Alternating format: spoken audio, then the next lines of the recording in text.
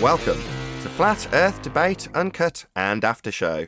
I'm your host Nathan Oakley, and if you are new to this channel, or you've not done so already, then be sure to subscribe, hit the bell notification icon and join button if you'd like to become a Nathan Oakley 1980 channel member and keep up to date with the Flat Earth Debate. If you would like to support the channel, there is a super chat that runs alongside each of these shows while they are premiering. There's also a PayPal, Patreon and crypto link in the info box below the video. Also below this video you can get £50 for swapping your UK electricity supplier to Octopus Energy. Speaking of Patreon, I'm going to do a quick shout out to all of the people who do support me on Patreon. So a massive shout out of thanks and appreciation to Philip Simon, Will Brax, Melby Styles, Troy Shuker, Bose Nail, Joseph Pizarro, Samson, Maris, Mobile Max 777, Neo the One, Lost Cat FE, Rob W, Open Minded, Reese Pound, Del West Watson, Mike, Muted, Dick Earth Skeptic, NA Literalist, Maria Neelands, Unbelievable Productions, Blue Ridge Ranger, Rob H, The Real Gabster, Windrider, Liam Nedrick Jr., Abraham Mohammed, Naibai, Adrian Quintana, Skeptic936, Life is Short, Fireball X, TheFlatEarthChannel.com, Texas Mike, Edwin Johnson, Kirsten Smith, David Wayne Foster. So another massive thank you to all of you for supporting me on Patreon.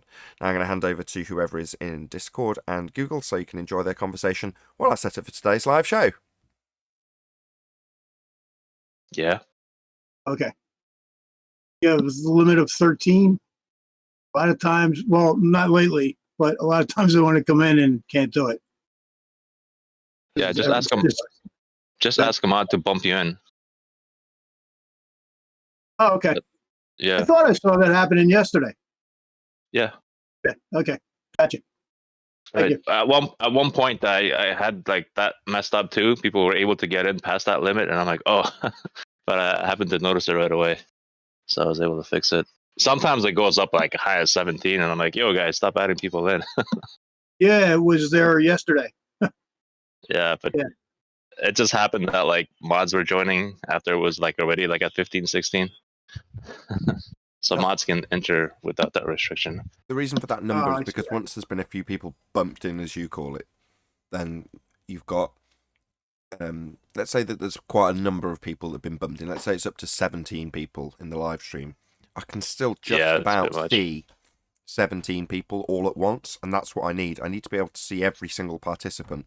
So if there's suddenly audio chaos being created, I can immediately just glance at the screen and see which light's flashing. Whereas if it's hidden behind another menu because there's 25 people in, then I have to scroll around looking or waiting for them to do it a second time if they do it quickly and then stop.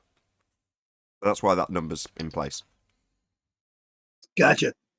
I noticed yesterday when I was listening to the 4 o'clock show that there was somebody coming in talking about telling you to suck their balls. They liked it and you were looking to see who it was.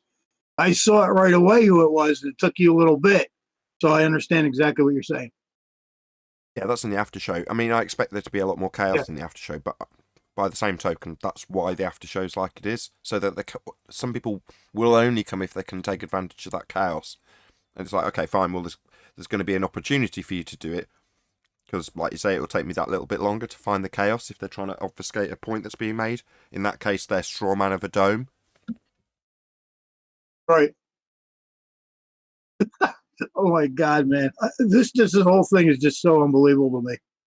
I got pummeled yesterday because I still don't know the Pythagorean theorem, and I never will know the Pythagorean theorem because I couldn't fucking care less.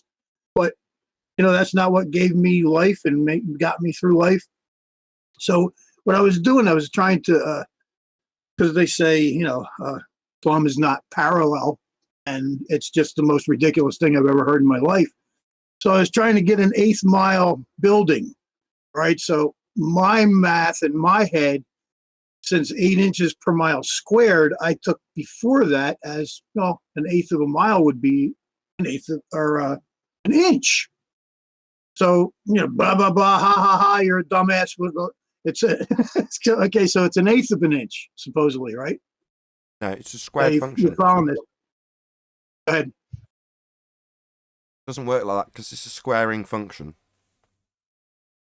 See, this is what I started thinking. Like, how do you go back to an 1/8 inch at the 1/8 mile Because how do you go forward from there? Like an eighth inch squared is what? It doesn't work like that. You're squaring the distance. 8 inches per the mile squared.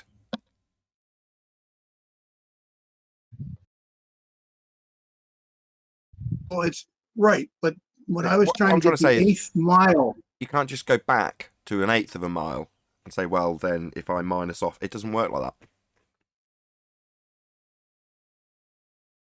but you can go back to an eighth of a mile. What would be the measurement then?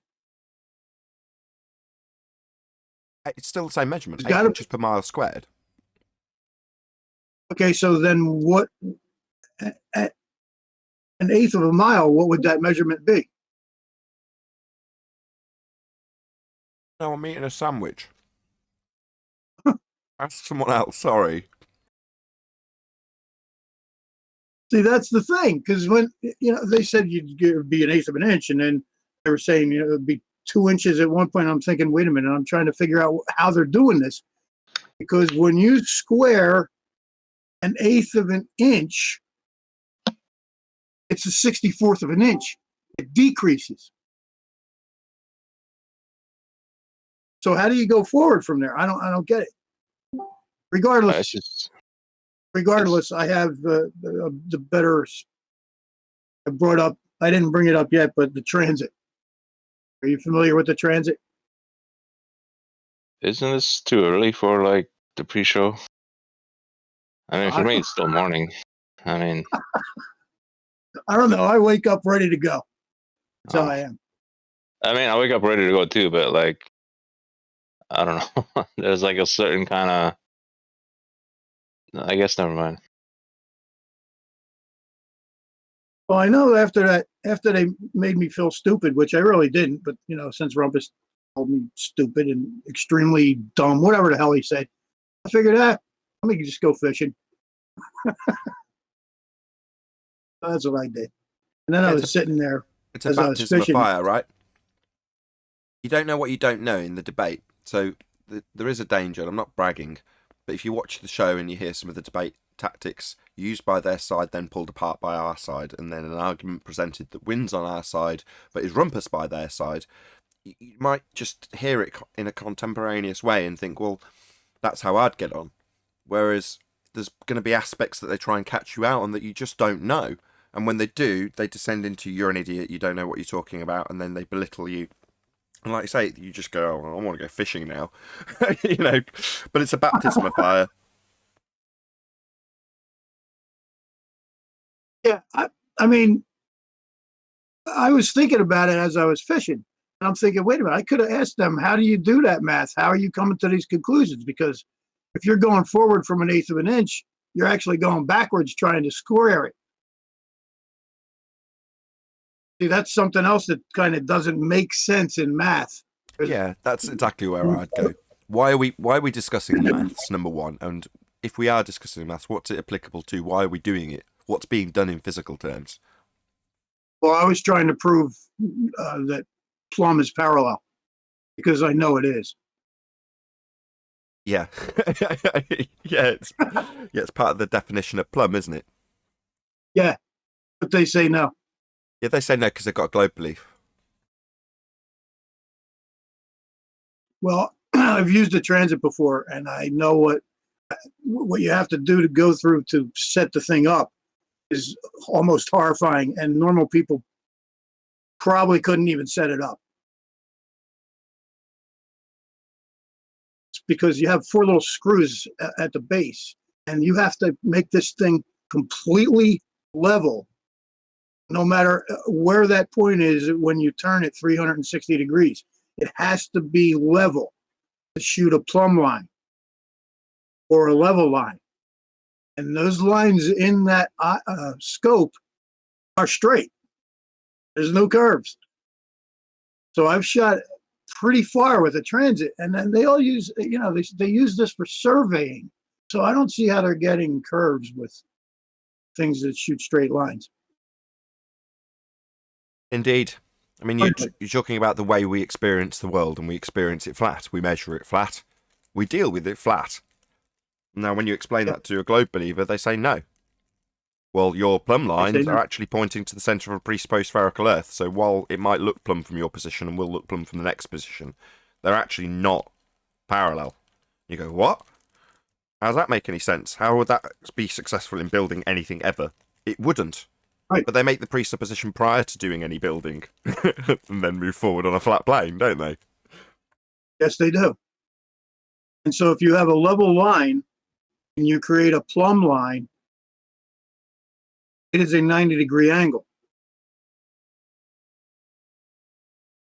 So how I see, I don't understand anything about how they serve it. It's all I'll tell you. All, when if you don't know, I'll tell through you. the air, I can tell you don't know, and I'm going to tell you. So when you've got what you've just described, so you've got a zenith going at 90 degrees, or you're describing it as a plumb line, fine, either or. Right. That plumb line is then presupposed to not be pointing straight down. It's pointing with reference to a geoid or whatever model that they want to reference it to in the first instance. So you're saying, I've got a straight line, I've got a weight on a string, and it's pointing down. Then you go to the model and say, where am I on Earth? Well, I'm in England, therefore it's actually pointing into the centre of the Earth at this angle if you have it as a North Pole centric map. Therefore, the angle is towards the centre of a presupposed spherical Earth. Then you draw out what they call a tangent plane, which is where you've got your 90 degrees to the plumb that you've dropped. Well, they've got 90 degrees to a line that points to the centre of a presupposed spherical Earth and a 90-degree angle to that zenith. Well, that still gives them a flat plane to work on. But before they've started working, they've got the 90-degree angle from a presupposed spherical Earth, and you're only referencing it versus a model, even though when you actually drop the plumb, it's still straight down for them, and it is for us. correct. It's that simple.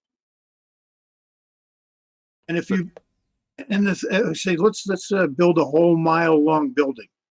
Forget the 1/8 inch, because I haven't a clue how to get to an 1/8 of it, a mile. So say it's a mile long, and you have 2 layers of cinder block up, which would be approximately 16 inches high. You should then be able to measure from the top of that block to the other side where it's a mile away, and that should be 8 inches different at that point already. Yeah, but it isn't. What you're now going to go through is describing how we build stuff on flat planes and see no curve, build on no curve, account for no curve, and other than presupposing that the plane is a tangent plane, because you've begged the question of a zenith to the centre of a presupposed spherical Earth, everything is done flat. No accounting for curvature never causes a problem, because it doesn't exist. That's correct. Every footing I've ever seen, it's all flat, level, straight. The cornerstones, I made it a point to tell you, when you're laying brick or block or stone or whatever, the cornerstone man is the most talented and important guy on the job, because he's laying those walls, those corners plumb, exactly perfectly plumb. If they're not, it's screwed. So there's a guy doing just the corners, or 2 guys or 3 guys, maybe 1 guy on each corner. However they work it, they're professionals, cornerstone layers. They're not just block layers. So when you take that measurement from the top to the bottom, they're exact and they're plumb, and it's on a level surface. Yeah. The world that we deal with is obviously observably and measurably flat.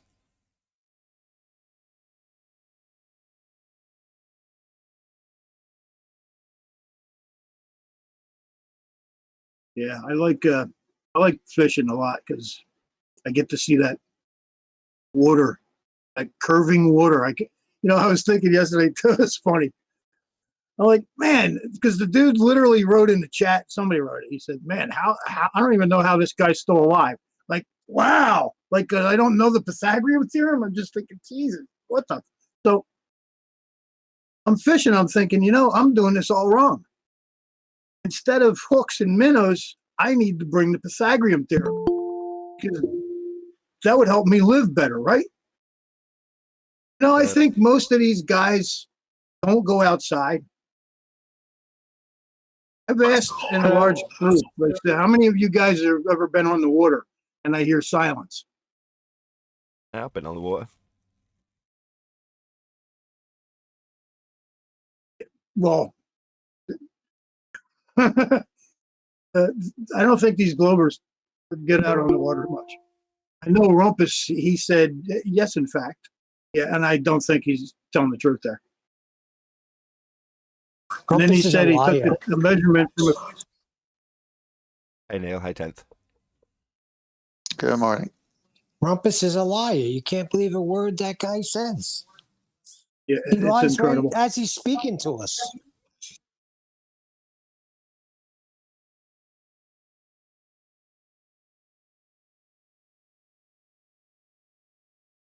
Yeah.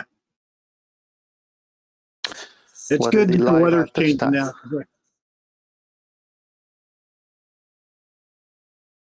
I'm sorry. What topic are you talking about? Oh, we were just talking about parallel, curved. You know that. I was talking about a transit because I got laughed down yesterday by Rumpus and his crew. You know, because I don't know the Pythagorean theorem. So, do you guys remember way back? I was months ago. Chocolate was telling me. I was asking him, "How are you getting a 264,000-mile radius?" You know, because I was just taking 3960 and multiplying it by 10. And when I came on here, I asked the question, and you're like, "Oh no, that's the Pythagorean theorem. It's not that simple. It's not just multiplying by 10." So you think I would have looked into it, but I don't really care. They want to draw you into a mathematical-based argument all the time, because then they can make their abstractions and infer that that's what's happening in reality. Whereas I try and work the other way around. It's like, why are we looking at this maths? Where is it applicable? What are you measuring? Those things. So take it from the maths to the physics, basically. So I still don't know how an eighth of an inch or an eighth of a mile, you'd only have an eighth of an inch of curve. I don't know how you square things backward, like from 8 inches per mile squared, but evidently it can be done because they did it. And they said it's an eighth of an inch and an eighth of a mile. So now where do you go from there? How do you square an eighth of an inch? And you know the answer to an eighth of an inch squared? I'll be honest, Yeah, I you learned do, and metric. it goes backwards. It goes to 1/64th. Yeah, So how do you go forward from that number? Very difficult when you're doing it in fractions, i.e. with inches, whereas Exactly. when you do it in metric, it's a lot easier. Oh, Earth is flat. We don't have to square anything.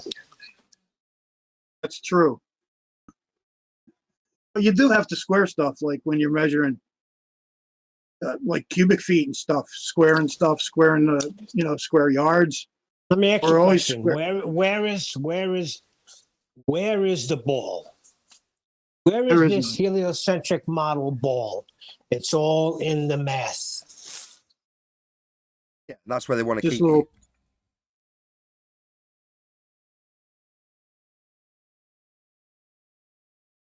He's breaking up. I think you're saying some words and then you go out. Are you guys hearing that? Yeah, I'm hearing the Yeah. same thing you're hearing. Are you sure? Because I think you're just stepping on each other. Or at least that's how it seems No. to me. Or am I breaking up? No, to he's you? breaking up. Before I even spoke, he was breaking up. Are you talking about me? Yeah. Seems- Maybe you could rejoin or something. Maybe Who? connection. Who? Okay, let me. That guy talking. Oh. Whoever that guy is. He's a little bit Harp. crackly, but it seems fine from my end. But fine. If you want to drop and rejoin, Harp. Harp. Okay, Harp is his name. I didn't want to harp on him, but It's starting early, yeah. it's everywhere. Just a that quick better? sound check. Go ahead. Please speak. Is that better? Am I good? Am I not breaking up? Am I breaking up? Oh, you're good. Good. Sound good to me. Sound good. That's good. Here, Thank your you. lunchbox. So they don't know what So Neil, parallel is you're a now? builder. So Harp, 1 second. So they don't know what parallel is now? You know the thing. It's not. Plumb is not parallel. Yeah, that's what I'm trying to figure out. So the ballers have to have their ball exist only in the math, and then when it comes to the math, they have to change the math and say level is curved. Yeah. They have to. So they don't have a If level straight kept line at going all. straight, they couldn't have a ball. So they don't have a straight line at all. No, we covered this just before you came in.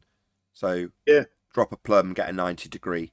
Assume a plumb is actually pointing to the centre of a presupposed spherical Earth, and the 90 degree becomes referenced as a tangent plane.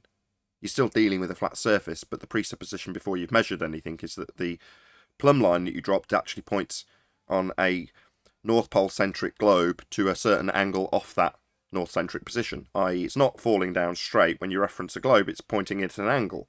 And whatever angle that is what you're going to assume before you measure your 90 degree to that plumb, giving you a tangent plane. So you're still measuring a plane, you're still building on a plane, you're still dealing with a flat plane. But before you've done any of that, you assume a sphere. That's all that So it's takes place. imaginary. Yeah. It's not real. When No, I no, measure, Neil. I'm not measuring from the center of the sphere when I do a room. I don't care how big the room is. Well, yeah, none of us are. And that's the same trick they tried to use in astral navigation. But when you draw your triangle inside of a circle representing their globe, that triangle, if I'm pronouncing it right, a secant. All alone, it would be a chord, I guess. But the point is, from the center, two lines coming out, and they hit the bottom side of the curve of the Earth. You can't get an angle, so they do a triangle. And you had a guy, a week ago, Nathan, come admit to it, because you can't get an angle from a curved surface. So it doesn't work. I mean, again, we're back to the sextant. The sextant can only work with two straight lines. Yeah. So they say on a ball, you can get a triangle that adds up to 270 degrees. you know, Yeah, and if you presuppose that the angles that you're taking are pointing to a presupposed centre of a presupposed spherical Earth, then yeah.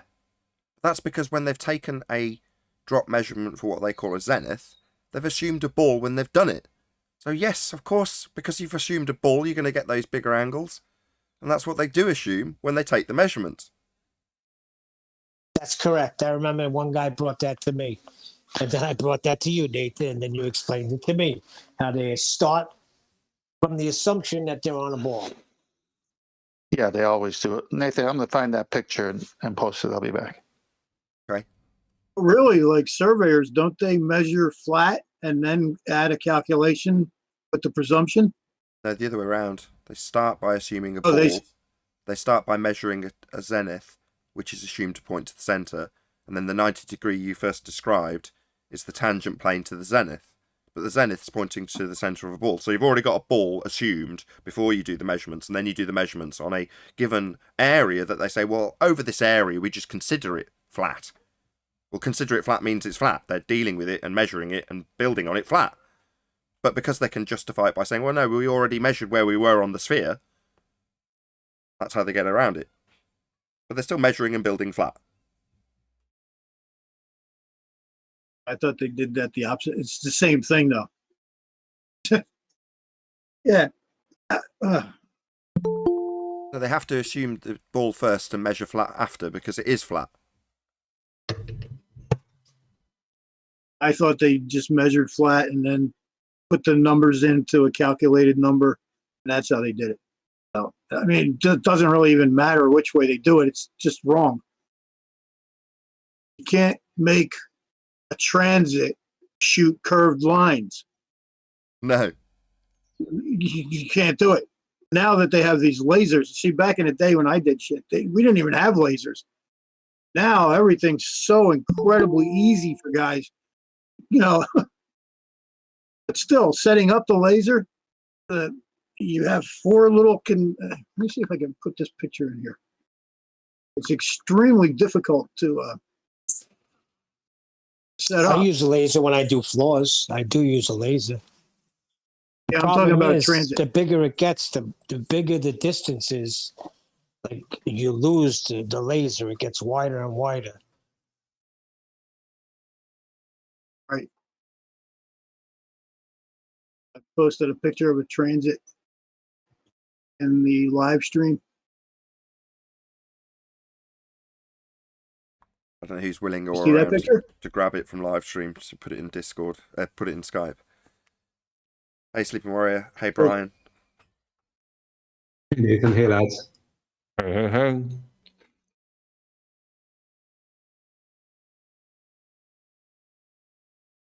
I'm just anybody throwing looking at this that out picture? I can't until somebody from G Plus gets Oh, it okay. from Discord and gives it Oh, in waiting. Skype or presents it on their screen. Hey, before we go to the picture hop, let's not talk about a certain party today, so we backfire their whole plan, if that was the plan, if you know what I mean. Yep. No one was talking about anybody or any plan, Neil, till you just brought it up. Good. I know it is. I know.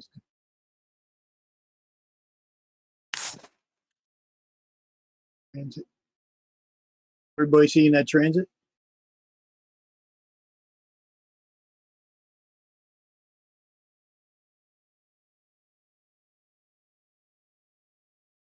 Tenth, you do that all that work on the sextant, right?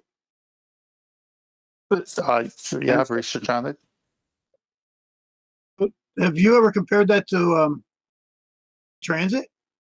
No, I'm sure there's overlapping truths, though. Because you have to set it up level, right? I mean, well, how do you do that on a boat though? You can't do what you have to do with a transit. So it's different, but I Hang bet on, let you, me yeah, send this like picture. you say, there's over. Let me send this picture to Nathan the Master B, and then I'll see if I can answer what you're asking.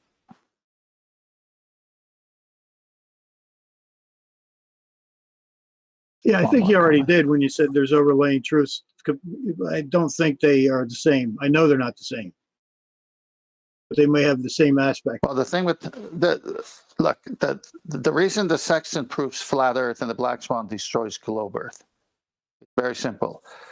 When you're shooting a star that's 3, 4, 5,000, 6,000 miles away, it doesn't matter from where you are. You're at one part of the curve of the Earth on their model, okay? And that star, say, 3,500 miles away. That star directly is over that part of the Earth, but it's on the curved part of the Earth in their model. That's called the geographical position of that star. When it's directly overhead, it's in the position. So if you're looking at a sphere, you're going to have an angle. That thing's coming in sideways, going to the center of the Earth. You're over here, and you're going to the center of the Earth. You're zenith, and that's zenith. And then you can draw a curve there. The problem with that is that when you do the measurement, you need two straight lines to get the angle, but you can't do it off a curved surface. So Correct. it does. The sextant. See, all these refraction arguments cannot work with a sextant because, like I showed the other day, if you have a football pitch and it's foggy and you can only see 20 yards and you can't see the goal on the other end or the players on the other end, that doesn't mean the pitch curved away from you. It just means you can't see. So it's just like that. There is real world refraction, but that can't mess with sea level. Sea level is still sea level, and you need a straight line as your baseline, your zero line, which is the horizon. So even if you only see 100 foot of the sea level, and that's the horizon you set up your sextant to line up with, that doesn't mean anything further from there curved away. In fact, it can't, because the GP of the other star is hitting Earth's sea level somewhere else. And you need 2 straight lines for a sextant to work, because you can't get an angle without 2 straight lines. So sextant proves flat Earth. Sextant plows through refraction, real world refraction, because it doesn't affect it. I never hear ballers using a sextant. You might be onto something there. You know, You think? I'm getting an echo.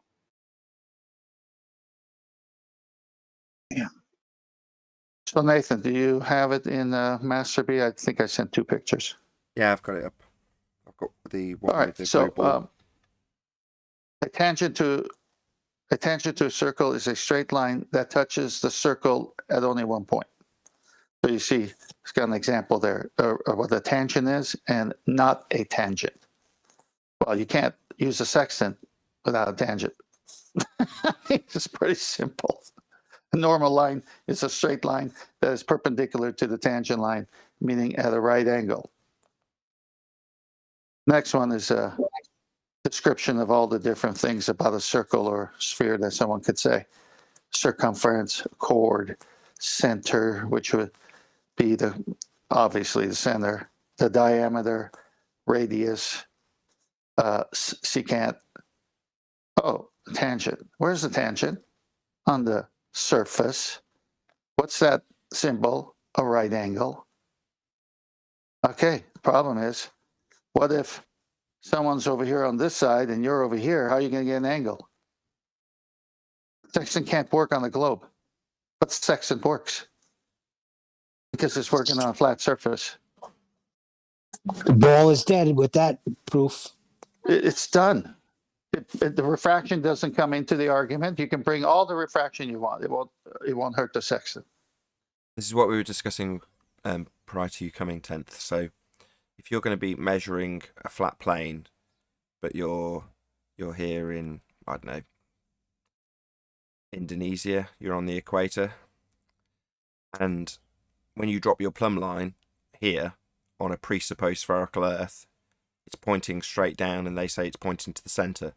But when referencing the model, and as I said earlier with the North Pole at the top, they're going to say, well, no, your plumb line is actually pointing to the left in reference to a sphere Earth. And that gives you your 90 degrees to the flat surface that they're actually going to work on. Now that's called in their vernacular, tangent plane. So they derive the 90 degree as described by Harp, by having a line to the centre of a presupposed spherical Earth, and then a tangent plane to work on.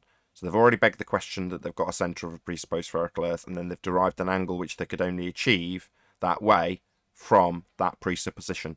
Then they go forth and actually measure on the flat plane, which is the tangent plane they describe. In this case, in Indonesia, you're looking at the tangent plane suddenly being side onto a ball, as opposed to what you actually experience.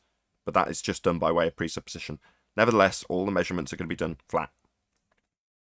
Correct. All the measurements are being done flat because you can't get an angle without a zero baseline, which is your horizon, and then the star wherever it's at, that's your angle, and then whatever your zenith is, which is directly from your head to your feet, not to the center of a presupposed globe. There's no such thing. Yeah, that's all they've got. And in every instance, every example, every claim to be proof, even when it involves measurements, will always start with the assumption that you're on a sphere. And this is no exception. You can't build cities on a sphere. It's impossible. It's ludicrous. Yeah, that's a better Don't word. you claim containment? I trimmed that out. That's going to go out tonight at 8:45 UK time. I've forgotten the title now. Just have a quick look. It's worth plugging it. It'll be out now by the time this gets broadcast. Do not understand what's going on when they don't get it. I never said the word container. He even repeated it for you. He didn't say the word container because it wasn't in there. Called it the Globe Dome Strawman. That's the title of the video. But I trimmed out both Ed, a small chunk of Ed, much less than the other guy because he's new, with them both needing the strawman of Dome to take apart because they can't respond to the sky vacuum being fake. You talk about gas expanding in all directions. Yeah, that's what gas does. Well, it would expand into a vacuum. They go, well, you're implying that there's a container. No, that's your conclusion now. Are you going to back that?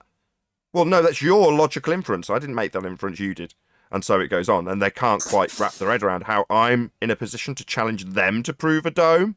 They can't quite cope. Like, what? Why am I being challenged to prove a container? Well, because you used it in rebuttal. And if they say, well, no, I'm just demanding that you prove it because it's a logical inference after you proving the sky isn't a vacuum, well, then that's a straw man fallacy. So you're holding up a claim I haven't made rather than responding to the actual claim that space is fake because gas would fill it. Yeah, you need a dome to attack, don't you? You need me to be claiming one. And when I don't, what are you going to do? Claim one on my behalf? Yeah, I'll just make you justify your claim at that point. Or point out that it's a straw man if you don't. Let me say something. You can't. For the longest time, I used to be like, why doesn't Nathan just say dome? But I realize now, because it's brilliant, because now you're pushing him in a position to make claims that you can have gas pressure without a container.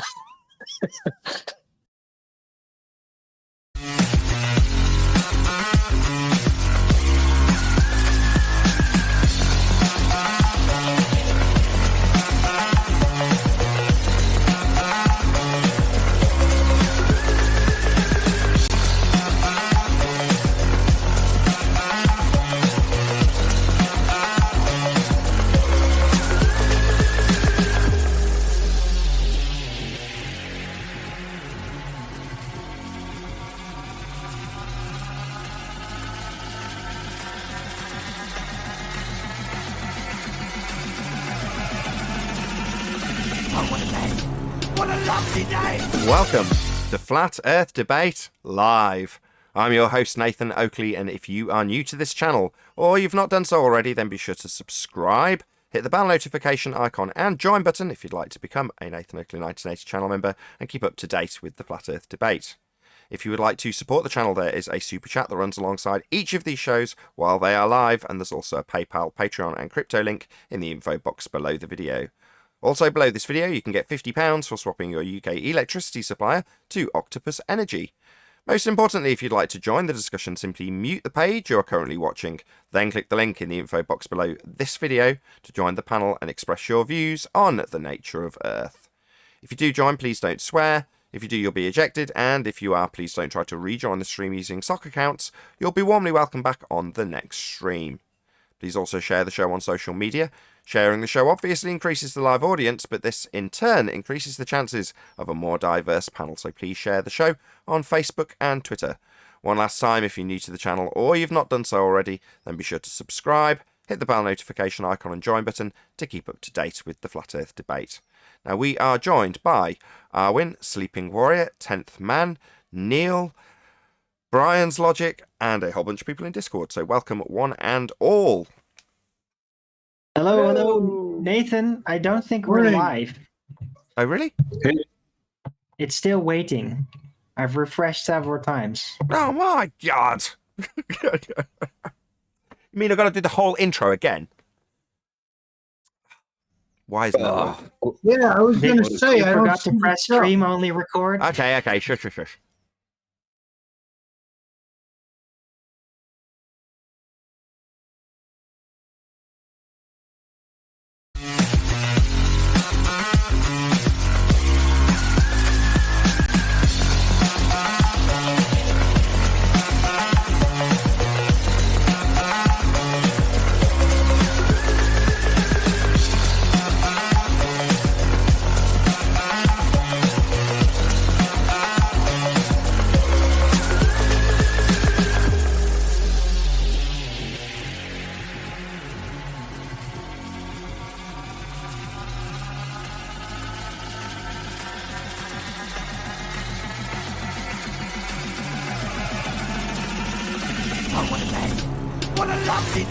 Welcome to Flat Earth Debate Live, finally.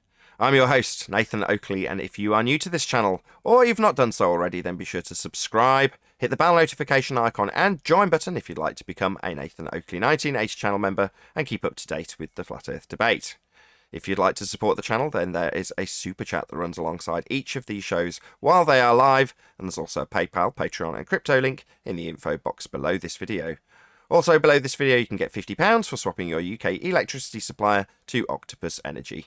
Most importantly, if you'd like to join the discussion, simply mute the page you are currently watching, then click the link in the info box below this video to join the panel and express your views on the nature of Earth. If you do join, please don't swear. If you do, you'll be ejected, and if you are, please don't try to rejoin the stream using sock accounts. You'll be warmly welcome back on the next stream. Now, we are joined by 10th Man, Neil, Arwin, Brian's Logic, Sleeping Warrior, and a whole bunch of people in Discord. So welcome, one and all. Hello, hello. Hey, Hello everybody. again. Morning. Hooray, we're actually live this time. So for those of you who watched the pre-show, you've got 3 intros out of me, which is great. I'm sure you all love a show packed with intros. There we go. Any Nathan, evidence? You really don't read that? You have that off the top of your head every time? Yes, I'm a trained actor. I can remember a few lines without too much difficulty. Didn't have to script it though. I just made it up on the spot one day. Anyway, You got to change it as well.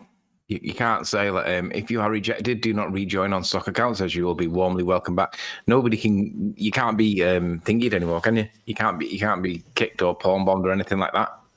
You need a new line. no, I can. People from Discord still can get kicked out. I kick them to different rooms. I just don't ban them from Discord. I know what you're saying. You can't ban people. No, that's why they can come back the following day. But I do kick people out on very rare occasions. You know, when they just can't stop because they've been triggered so much that they can't stop interrupting the conclusion. But anyway, you can vouch for it, actually. Anthony was sat next to me yesterday while I was doing the show, so he saw me doing intros, outros. There's no scripts here. I'm sat in a chair that doesn't even have a desk. So there's nothing in front of me to put a script on. It was funny. Nathan said to me, sit in that chair there. So I sits in the chair and my key fell out my pocket at the same time. And I thought it was the mouse that fell off the worktop that he was working on. And I'm looking around for this mouse that I thought had knocked on the floor. Saw my key, didn't think it was the key I was looking for. I'm looking for his mouse. I said, Nathan, I'm sorry, I've knocked off your mouse somewhere and I can't find it anywhere. We're both looking for a mouse that didn't even exist. It was on the side. It's during a live show, I might add. It seems like a pointless story. So what, knocked a mouse over it while I'm showing him what the hot seat's like. So I'm like, here you go, the show's live, sit there, you can see what it's like. There's the buttons, there's the massive screens. I'm gonna go and make you a coffee. I come back and he's like, I've lost your mouse. I'm like, what, are you joking? I'm supposed to be running a live show. It hadn't even fallen off. It was my key that had fallen out of my pocket and it felt like it was the mouse. It was funny.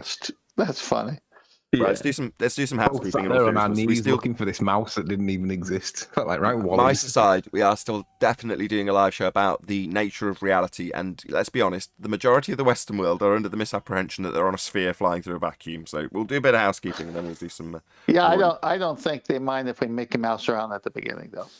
There is a mouse in space, though. They got it on video. Let's start there then. Any evidence that you can have gas pressure without a container? Yes. NASA have released their I'm not sure what it's called, but their helicopter video. Have you seen it on Mars? Yeah, I saw a picture of it. Yes. Oh man, it's the worst quality of evidence you've ever seen. Right, bear in mind this is NASA, right?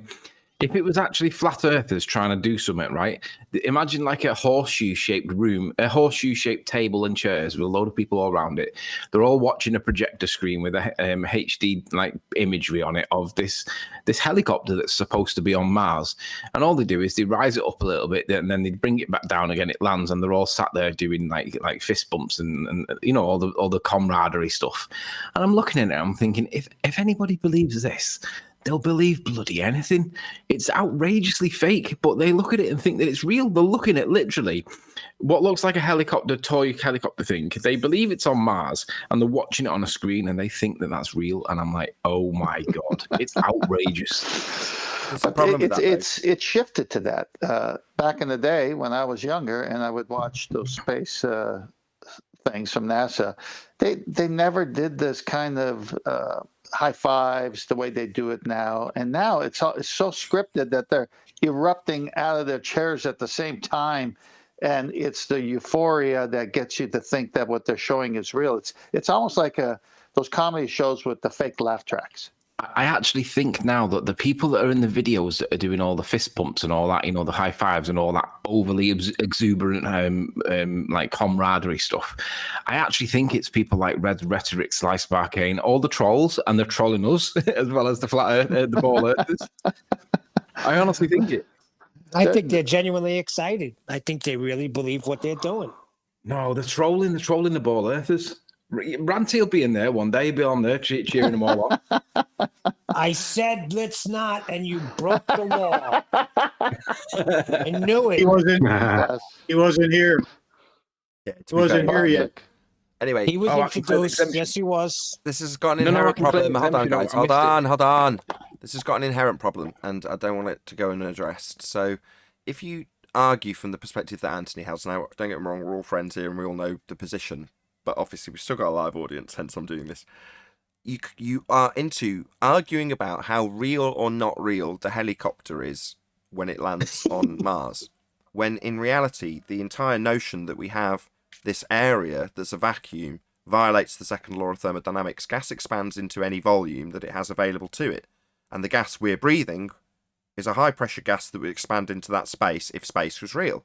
So therefore they're claiming to travel to Mars through a fake medium of a vacuum. Now the sky is not a vacuum because we'd all be dead. The gas we breathe would fill that space, and it doesn't. Therefore they're operating this claim in a fake place. That's the argument, as opposed to whether or not in a very low pressure environment after going through a vacuum you suddenly arrive at some pressure that's just hanging around. Yeah, nonsense. You misunderstood. Your question was, is there any evidence of gas pressure without a container? And I've cited that NASA has produced a video of a helicopter on Mars rising and falling, and that is in a vacuum. And that's gas pressure without a container, because Mars is not contained. You realise that that's a violation of the second law of thermodynamics, though. Yeah, but you do realise this is NASA's evidence, though, right? You're not going to be able to dismiss that flippantly. I can not I have a dismiss it question. flippantly. It's a violation of the second law of thermodynamics. No, it's NASA, man. It's NASA. You can't just say like, it's NASA. Are you trying to say that they're lying? Yes, that's definitely what I'm saying. NASA are lying. They claim to lie. I have a question. I have a question. What was actually Dude, Truth be told, can you pop yourself on mute?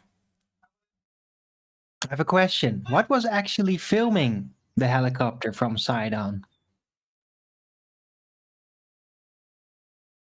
Anybody ask themselves that? Hold on. So we're going to discuss how they acquired the footage from Narnia, the fake place called space that violates the second law of thermodynamics, would all be dead if it existed. We're going to discuss how they got the photography from the fake place that doesn't exist.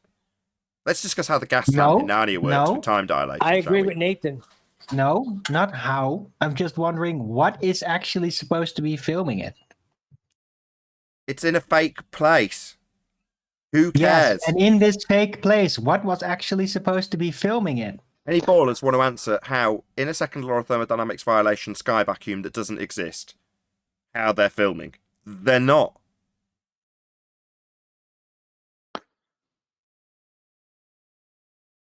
Any more on space?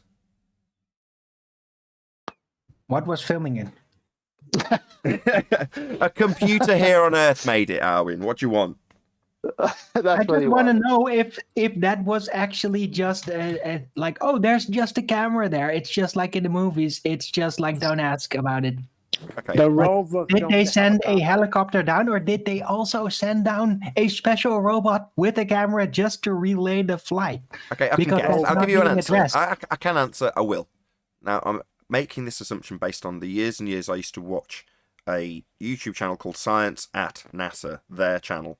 And whenever they would present data like this, they even presented the information about this particular launch many years ago in terms of what they're doing. Obviously, they plan them years in advance.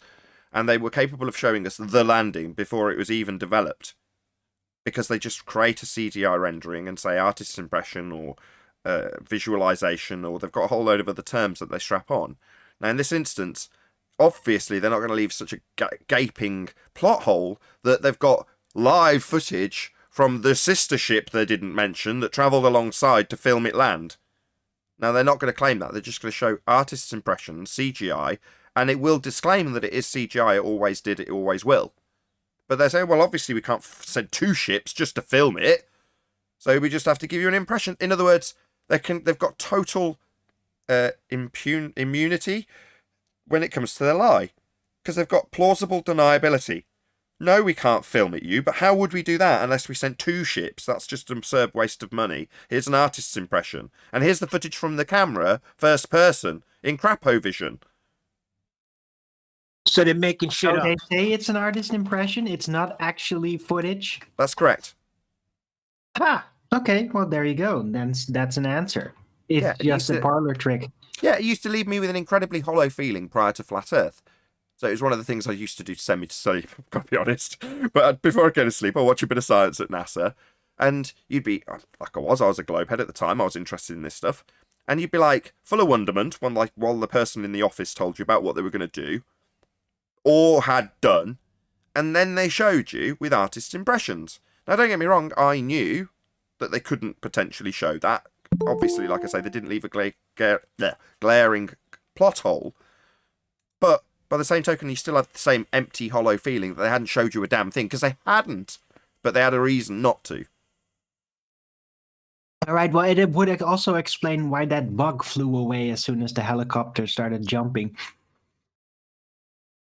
They're not Right? on Mars. Because it's just an artist impression. So now it doesn't matter anymore because it's literally somebody just trying to enact the idea of what it looks like in their back garden. There is a spin-off point from this, though, because it said on the radio when I heard it being announced, it said that NASA have set another Guinness World Record for providing the first powered flight on an extraterrestrial planet, or words to that effect. And I thought, aren't Guinness World Book of Records, aren't they meant to validate and verify claims like this? That's a good point. point. Would they actually do that? That's a good point.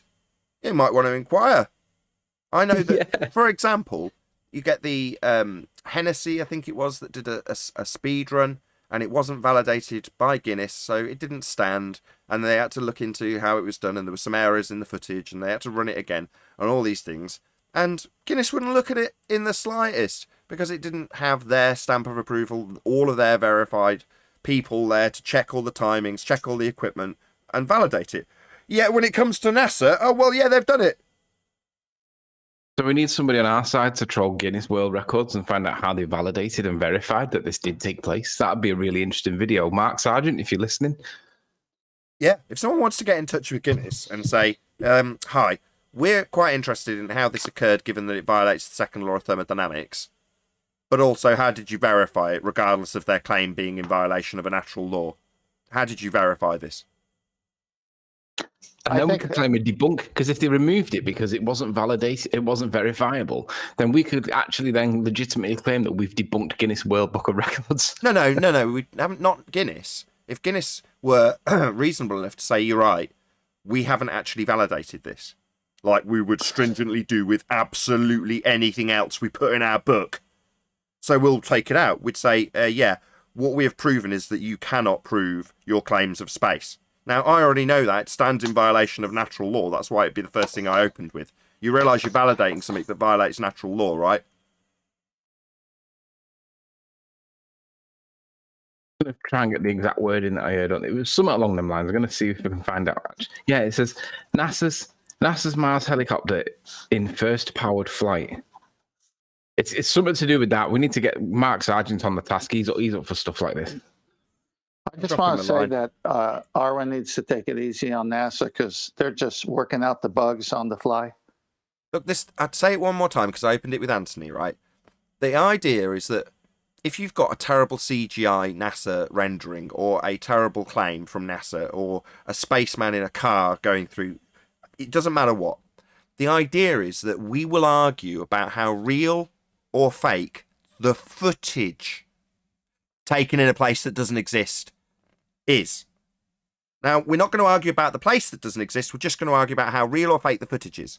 So when I first came to this subject, there was a ton, and still is, of NASA debunkers. Now, I'm not decrying what they do. More power to you. Some of the stuff is incredibly amusing. However, that's the idea. Let's argue about whether or not it's fake or real. I'm now going to ask Anthony to go through his story about the ISS. and his encounter with Red Rhetoric in the first instance. Now, Anthony, I'll preface this, wasn't arguing about whether or not it's capable to have a vessel with men in a fake place. He argued about whether or not it was capable to get the imagery, right, Anthony, of the ISS?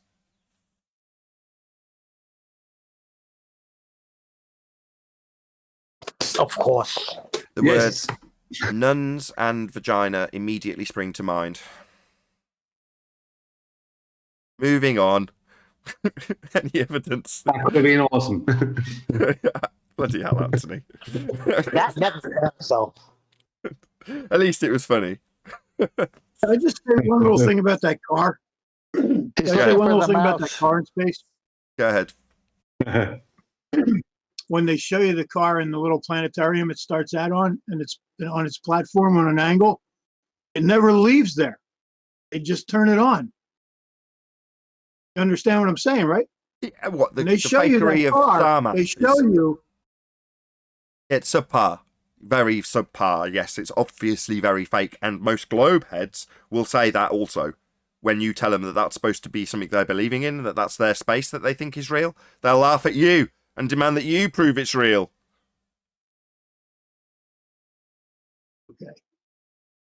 Where were the stars? I'll never forget telling people over at a dinner table, saying to my family, check out this. I'm showing them Starman. They're all having a good laugh. And they're like, yeah, but obviously that's not pretending to be reality, is it now? I'm like, yeah, it is, yeah. No, it's not. Prove that that's actually a claim of reality. And then you go to the site and go, here you go, here's SpaceX's claim. And then their faces drop because they can't quite believe it. You're telling me that's claimed to be real? Yeah, it is, yeah. In fact, you know it's real because it looks so fake. Yeah. It's like the Rachie with all the 5 zeros. She's like onto gravity at the minute with Einstein and Newton and whether it's a force or not a force and all that. And she's realized, she's worked it out, right? She's worked out that if you realize that gravity is not a force and you apply Einsteinian, which says that it's not a force, it's the effect of the curvature of space-time, it corners the ball earthers into arguing that the Earth accelerates up.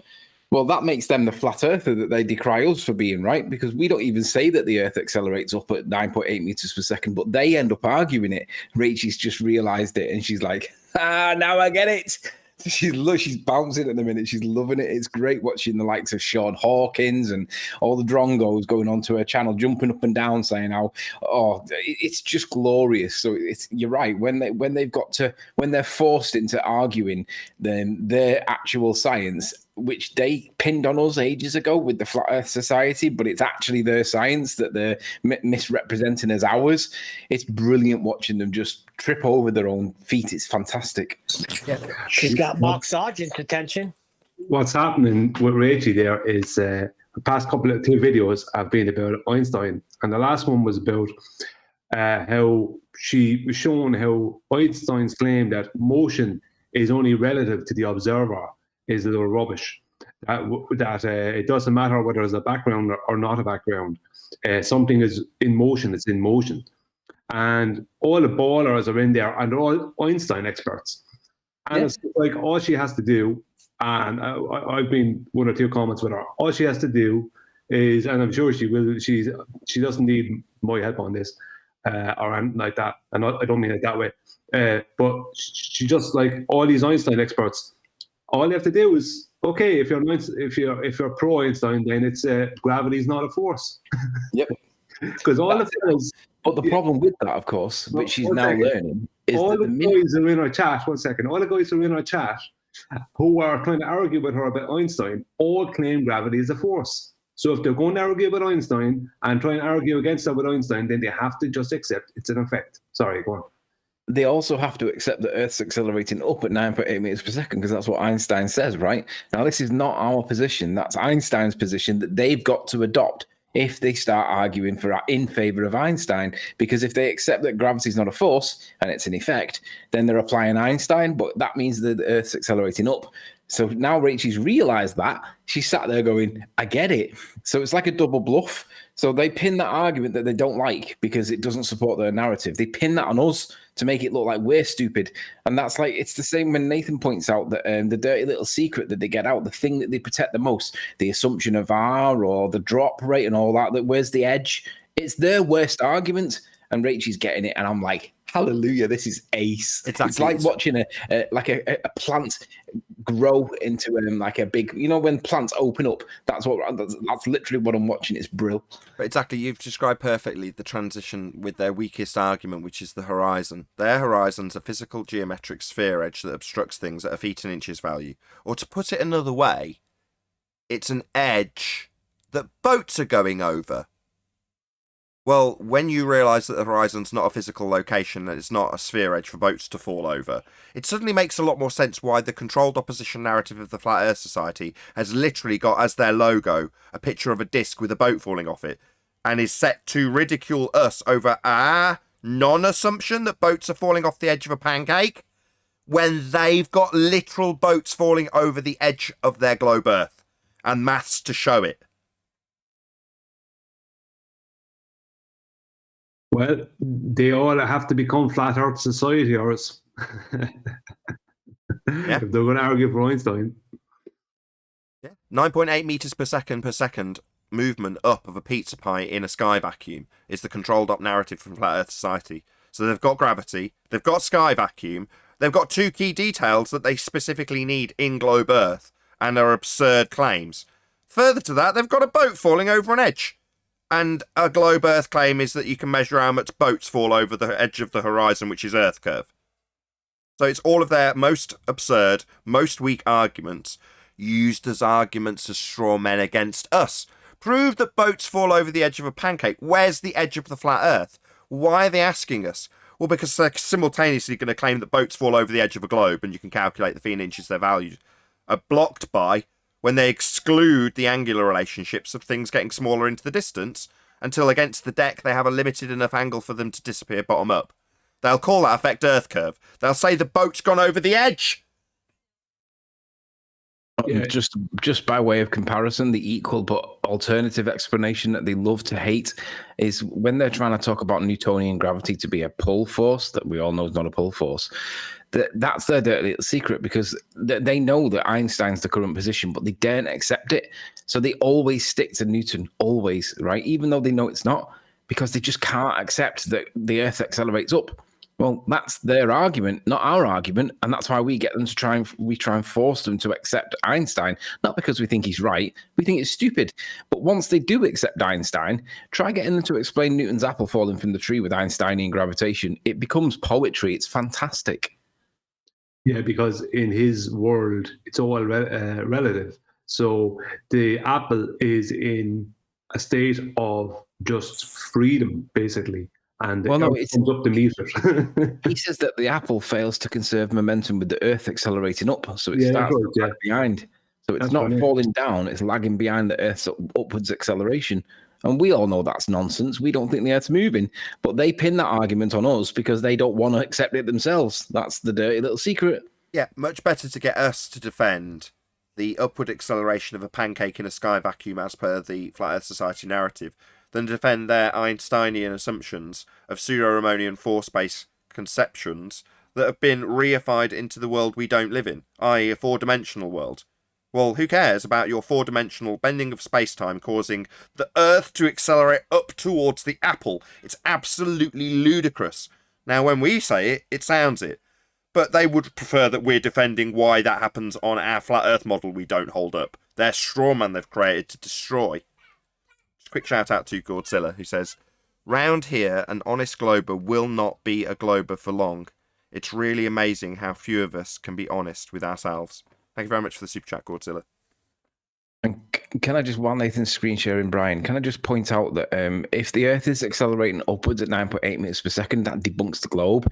Because if England is accelerating upwards at 9.8 meters per second, but so is Australia, how does that work on a sphere? Because obviously it doesn't, does it? Because the Earth's not continuously getting bigger and bigger and bigger. So that debunks the globe. It might be possible on a flat plane, but it's definitely not possible on a sphere, assuming that that is the true position. Yeah, just for a moment, I just want to point out some stuff here to do with this current situation. Just the argument, not the people involved.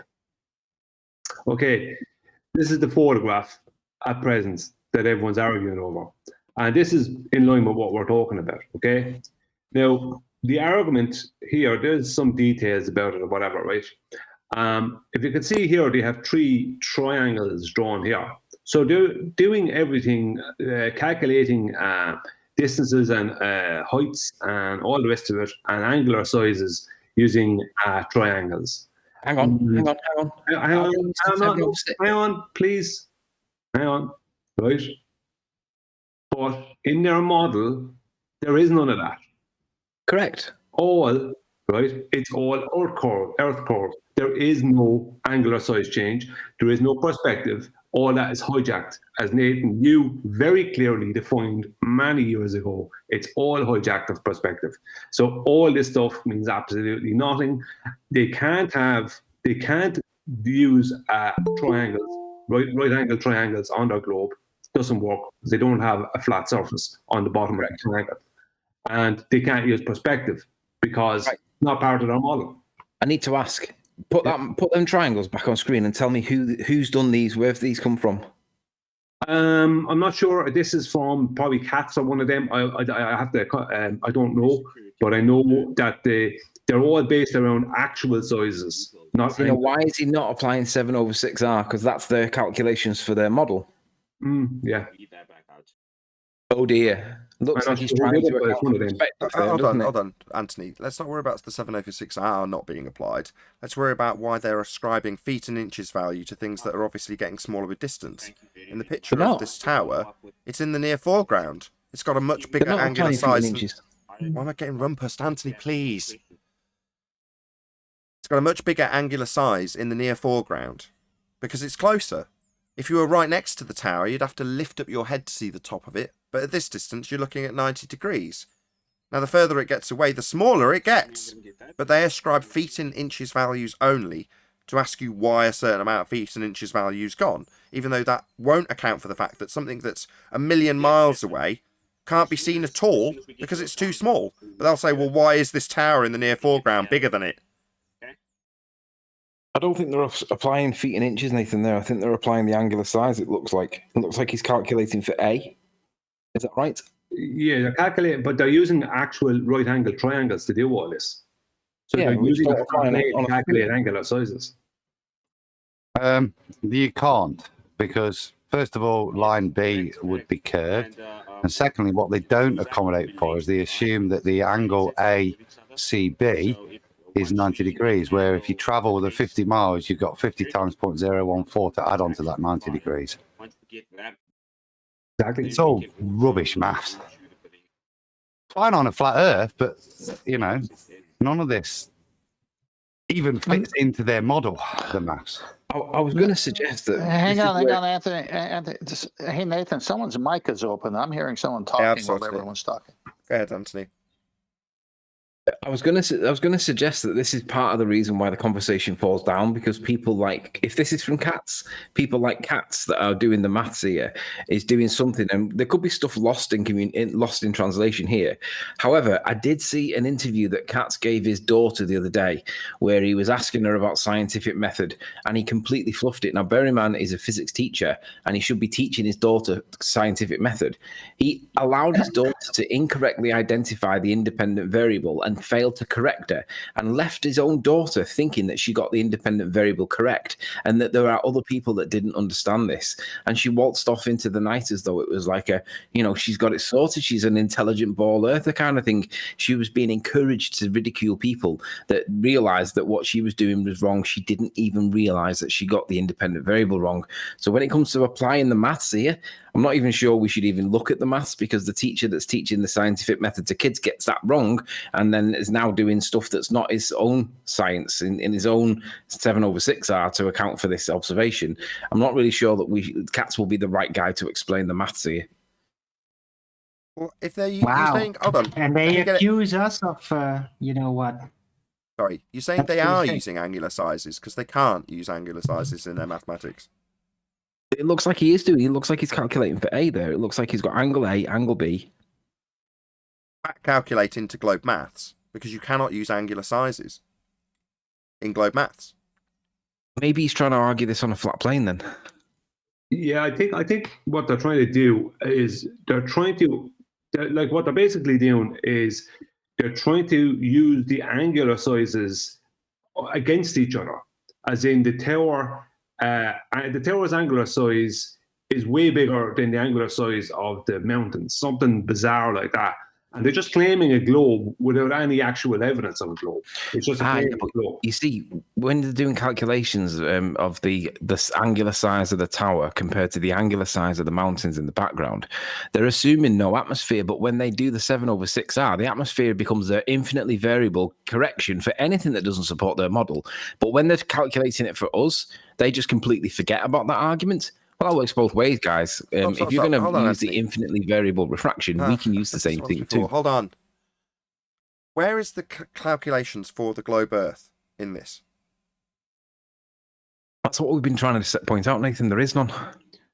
The only ones that are here there is up here, Nathan, where they're giving an eyesight level distance to the object, which here on this one would be Blackpool Tower is 12.2 miles. And distance to the horizon, that'd be their geometric horizon, be 5.35 miles. Now, I'm not sure if that's the geometric with refraction or not, with 7/6R added or not, but that's what they have there. And they have the same down here with distance to the mountain, which is 50.6 miles. The mountains are 50 miles. Hang on a sec. I'm still unclear. Hold on, Anthony. The distance to the horizon. Still unclear. Where does this make an assertion that it proves or disproves anything? Well, there isn't. You see, this is the thing. There's no. They're just claiming, just blind claim. There's no. Just humor me a sec. Show me where the distance to horizon at 5.35 miles. Go back to the picture and show me where that 5.35 miles should be, because it looks to me like we're seeing the base of all of the stuff, and that horizon is way further than 5 Anthony, miles away. Stop it, please. You keep getting into... Okay, so we're assuming this maths proves a sphere. Let's debunk the horizon and where it... Go back to the maths. Where and how is this proving a sphere Earth? It's not. Only if you assume the horizon is a sphere edge. Well, I'm not doing that. Anthony's doing it for me. There's no horizon assumption. The way they're trying to place the math, Nathan, is the differentials between the top of the tower and the top of the mountain. And I don't even think they're saying it fits a ball. They're saying it's not commensurate with the flat Earth. That's all they're saying. So the only place that they would say curvature exists is in the differential between the observed height of the mountain and the tower. But the observed height... hold on. Oh, God. This is really difficult. The difference in the observed height of the tower and the observed height of the mountain is asserted to prove a spherical surface by way of a feet and inches value differential based on the drop. I know what's happening here, Nathan. Yes. Hold on, Brian. Hold on. Okay. One at a time, please. So, their mathematics for a sphere Earth works in a particular way. It ascribes feet and inches values to targets. In this instance, the tower and the mountain would have a feet and inches value ascribed, and the differential between the two would be claimed to be the drop value of the mountain at a feet and inches value behind the tower at a feet and inches value. Now, what I'm seeing is angular sizes presented. Now, if you're saying that this is being presented to say that the angular sizes don't match with what? The angular size calculator for a flat Earth that we haven't presented? What straw man is this, if that's the case?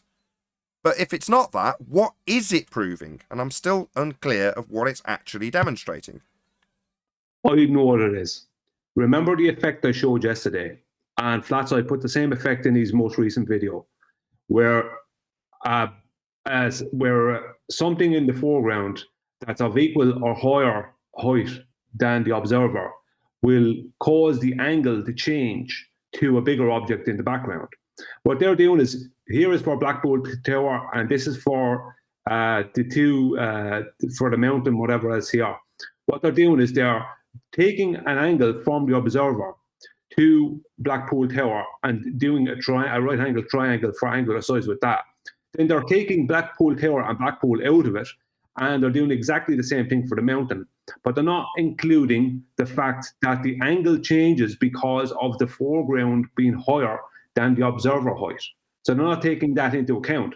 If what we saw yesterday, and I can show it again in a minute if you want, with the little demonstration, is that the foreground object changes your angle to the background object. Because Okay, I got all that. Why are they doing that? Why are they taking the angular sizes?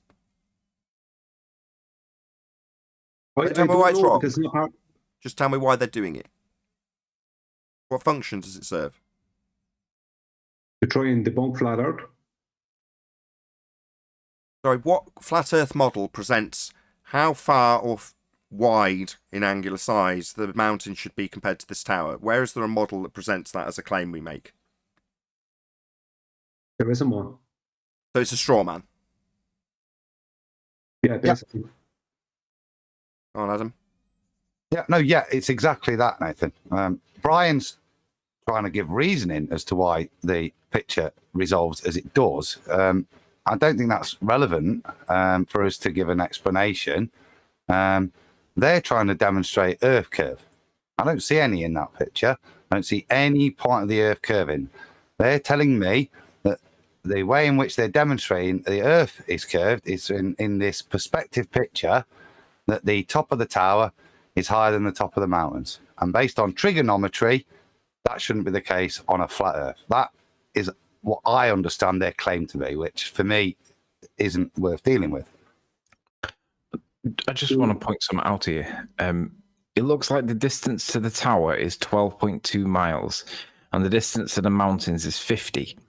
I remember a certain observation from basically the puddle on a beach, and it was like about less than 10 centimeters above the actual water level. From it was somewhere in Blackpool to Barrow, and you could see the town hall in Barrow, and I think that was about 12 miles. It might have even been 19 miles. I forget the distance, but there was zero curvature. I'm just wondering how that would be explained, given the distances are almost identical and the claim of geometric drop is supposed to be there. It's like, does that not apply to the things in the foreground, the 12-mile Barrow town hall thing anymore? Is that gone out the window? It says on their maps there, Tony, I'm talking in relation to that. The first part is in respect to the tower. Obscured part of object, 31 feet. They make the statement, should not expect the tower to be hidden, so the top of the tower to be hidden. But they're saying that the bottom 31 feet of Blackpool Tower is hidden. That doesn't appear to be the case visually in that picture. I can see from the top of the tower to the bottom to the shore. It's squishy, but none of it's hidden, but there is compression, but none of it's hidden, which would be they're part of a globe claim. In that picture, the first 31 foot of Blackpool Tower should be obscured by Earth curvature, is what they're saying. It's not. But can we go back to a higher quality picture of the tower, please, Brian? Yeah, 1 second. I just want to state, just before we do, Anthony, that the reason I am giving an explanation showing the effect for what causes this is not for, obviously, the people on the panel. It's for all the people out there who are so easily discouraged, who are a bit more naive. That's why I'm doing it. To give them something to go, oh, hang on, it's just this thing. That's why I'm doing it. You know, do you want me to zoom in anywhere, Anthony? Do you want me to No, I just want to look. Can you see on the far left-hand side of the image there? Yeah. Am I right in saying that looks like it's bending back on itself like Pontchartrain does? You know, where the shoreline of the pier is, it looks like the Earth curve that they would claim is curve is the refractive effects that we call that layer of reflection, dirty air or ether band or whatever you want to call it, that mirroring looks like it's present in the picture, and it looks like we're seeing, again, it looks like it's right down to the promenade. Therefore, we're not seeing any curvature, just a little bit of reflection caused by, I don't know what causes it, but where's the Earth curve? Because there doesn't appear to be any there. Well, what I would say is that this is not the full photograph. I'm pretty sure this is only part of the photograph. It was the full photograph I was looking for. I haven't got a hold of that yet, and it shows a bigger expanse. And when you see the full photograph, it doesn't strike in the same way. Let's just say. I put that in the live stream for you. Full photograph. There'd have to be a direct compare and contrast exercise between the author of the picture compared to the Barrow observation, because it's in the same area, it's looking in the same direction, north. I think they're about similar distances, and one of them's flat as a pancake. The other one is claimed that there's geometric drop. Really? Let's compare and contrast. Well, there's not. See, the problem, they want us to argue about why the mountains is this and why the tower is that. The horizon is not geometric. And that's what trying to get us away from. Yep. Yeah, Black Swan still applies. Exactly. Black Swan, I was about to get to that because Anthony brought it up, right, where Anthony described there being a mirage, this fold line, as it sometimes gets described. Is that supposed to be Earth curve? Because it looks like a mirage effect. Why would it be that every time there's claimed to be a physical geometric sphere edge horizon, it ends up being a refractive effect? Oh, could it be because it's down to a limited angle? Could it be because it's down to the weather? Could it be down to an optical effect? Could it be down to a transition of heat to cold over a watery surface? Could it be down to a million and one other things that haven't been factored into their mathematics? Yeah, but we're not claiming it. There is, however, a positive assertion that this effect is called Earth curve, and that effect doesn't use angular size. So my question to Conspiracy Catz, and if it's Ranty Flat Earth making this claim, is why would it be the case that when you're trying to debunk a claim we don't make as a straw man about a model we haven't presented of a flat Earth that does definitely exclude 90% of the variables that occur that we've already listed, most of them have been listed by Ranty himself. So you're going to ignore all of those factors to make your straw man argument. And yet the straw man argument is inclusive of angular size reduction at distance that isn't included when you make the assertion that the Earth's a sphere. So why would it be the case that your straw man uses angular size, but your globe Earth claim doesn't? Well, I'll tell you why. Because their globe Earth claim has hijacked the effect of perspective and called it Earth curve.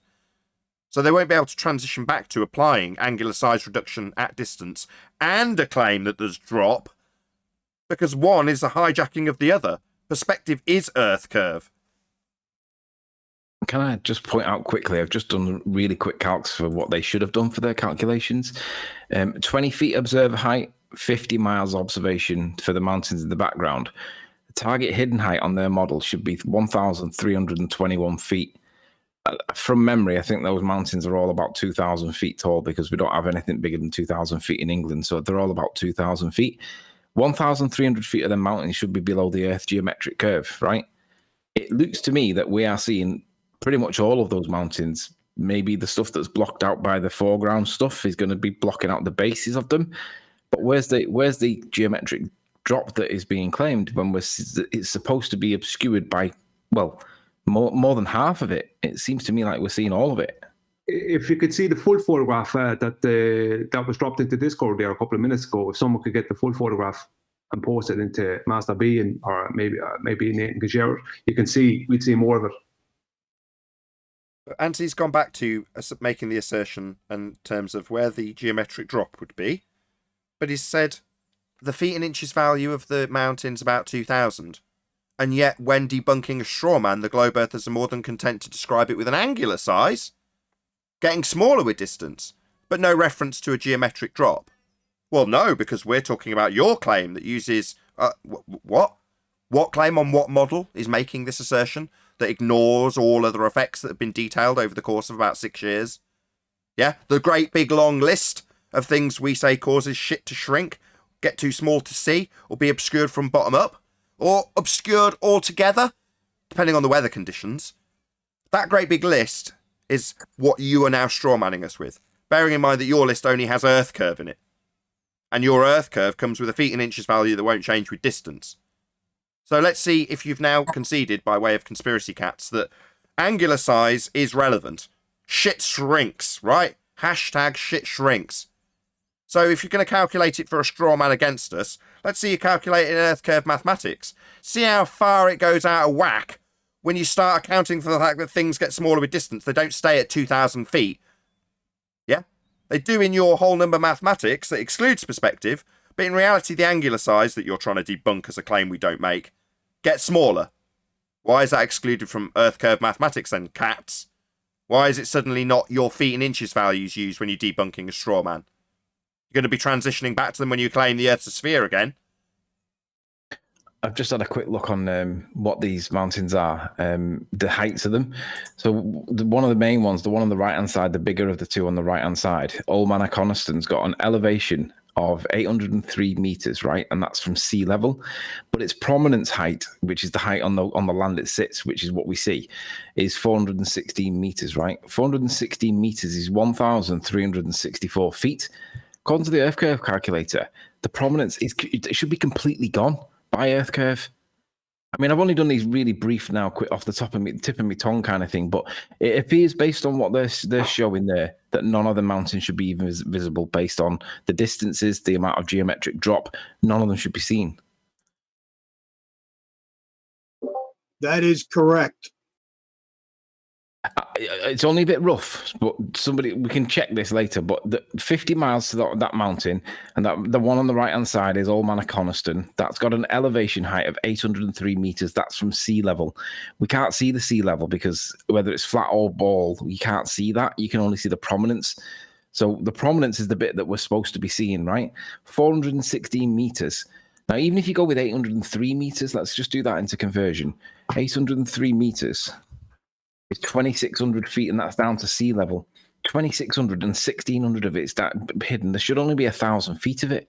Again, we're seeing way more than that. This is actually a flat Earth proof, guys, not a ball Earth proof. None of that mountain should be seen, as far as I can tell. That's what I said yesterday. It's another black swan. It's not a white swan.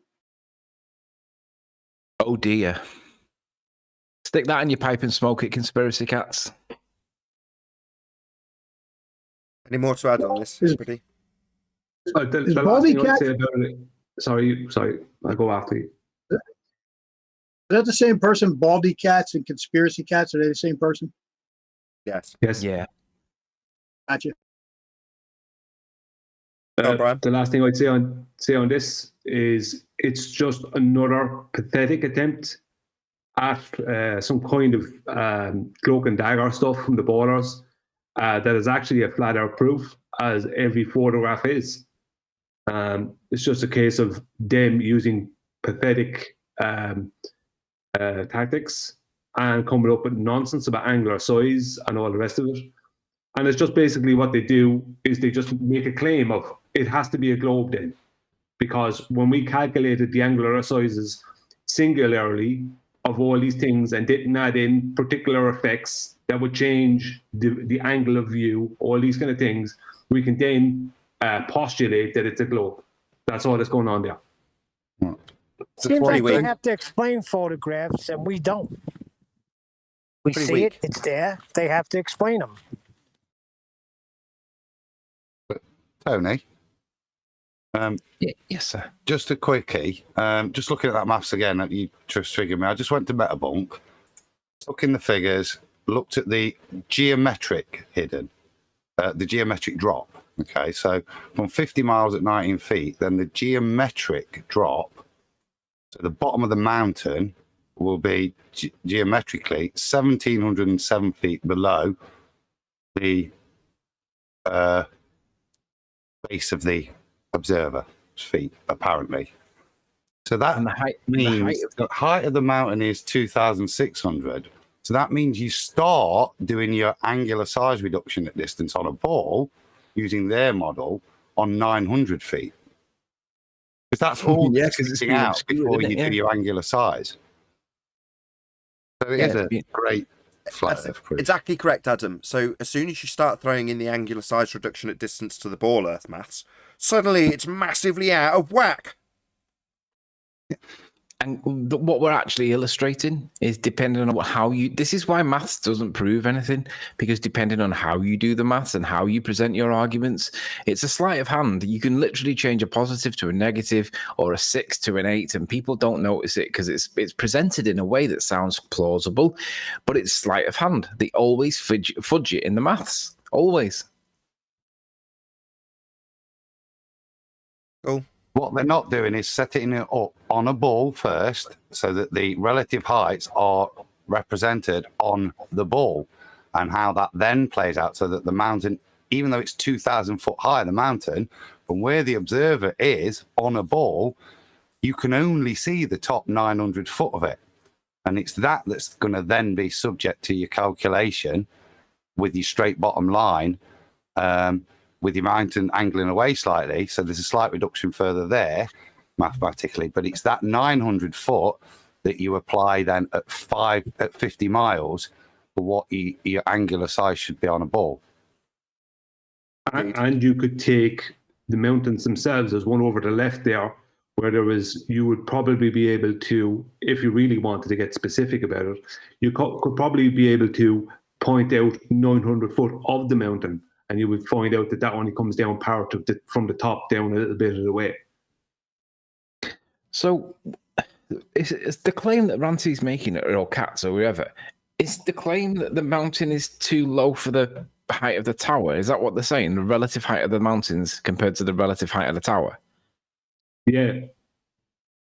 So this then brings into another issue, because like all this math so far are not really taking into account the effects of refraction that they always argue, which is the infinitely variable amount that always makes it back to a sphere because they just slide it up a little bit more. But we know that when those mountains at 2,600 feet or whatever, when them light rays are coming from the tops of them mountains into the camera's lens, it's going down into a density gradient, right? And we know that when light goes down into a density gradient, it does curve, right? It's not parallel, it's not horizontal light there that's going through an infinitely variable thing. It is going to be curving down because it's going into a more dense medium from that angle. It is going to start distorting and it's going to curve it down. The observer would appear to see the mountains lower than what they actually are. I think Ranty calls it compression.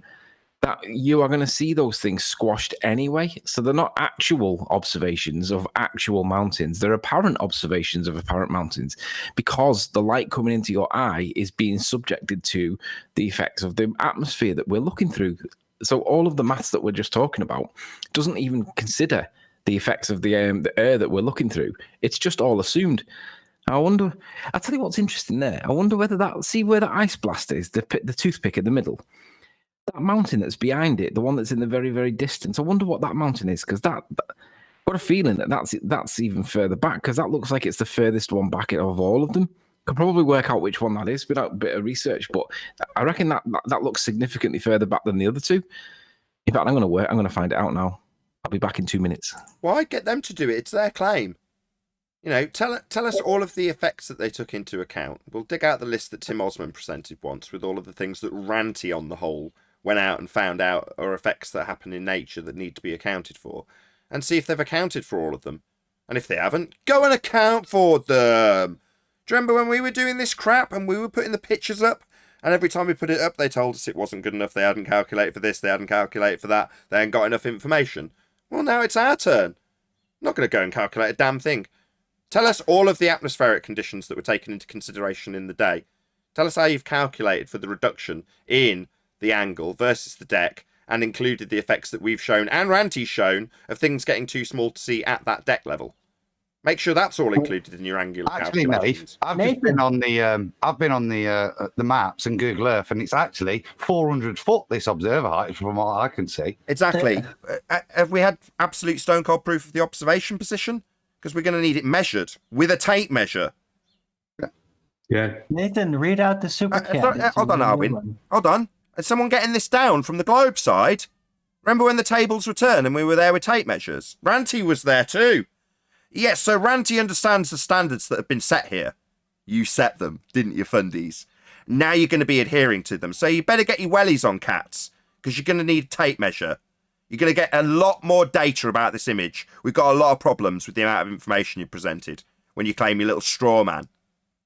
Meanwhile, your feet and inches value that will be ascribed to this picture absolutely ruins the claim that you're on a globe.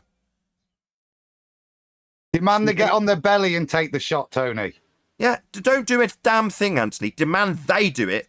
And until they do, we'll disregard it out of hand as utter horse crap without enough information. Well, even the 19-foot observer height is coming from them, not from the original photographer. They're just taking it off around the area of the car park. Oh, really? Oh, well, that sounds very vague, Catz. You're going to need to get out there with a tape measure, mate. Yeah, I want to see pictures and proof that you're there with a tape measure. And we'll scrutinise that indefinitely, too. So you need to get Wellies on, get some more data. Survey and Google as well, and then if Right, it's a differential, we've got to discuss that. 2 points to point out about taking the height from Google. When I did that for the Isle of Man thing, I got absolutely slated for 35 feet because I didn't measure it and I didn't know how high I was. I just took it from Google, and which is what they've done. That assumes that the tide's at a certain point, and you have no idea where the tide would have been. But the second point is that mountain behind the toothpick in the middle between the roller coaster and the tower. That's Scafell Pike. That's the highest mountain in England. Now, the distance to that, according to this, is, let me just flick this back to miles. That's 56 miles, and that's the tallest mountain as well. And I'm wondering, if they were to do maths on that one as well, relative to these other two mountains, I bet that wouldn't support a globe Earth because that's further back as well. There's another 6 miles of accumulated drop there that I bet is not shown in this footage, bearing in mind that none of it should be seen anyway. So there's something for you guys to stick in your pipe and smoke as well. Yeah, we're going to need a lot more data. So, yeah. Till then, we're just going to disregard it out of hand. Google Earth, it's not even their photo.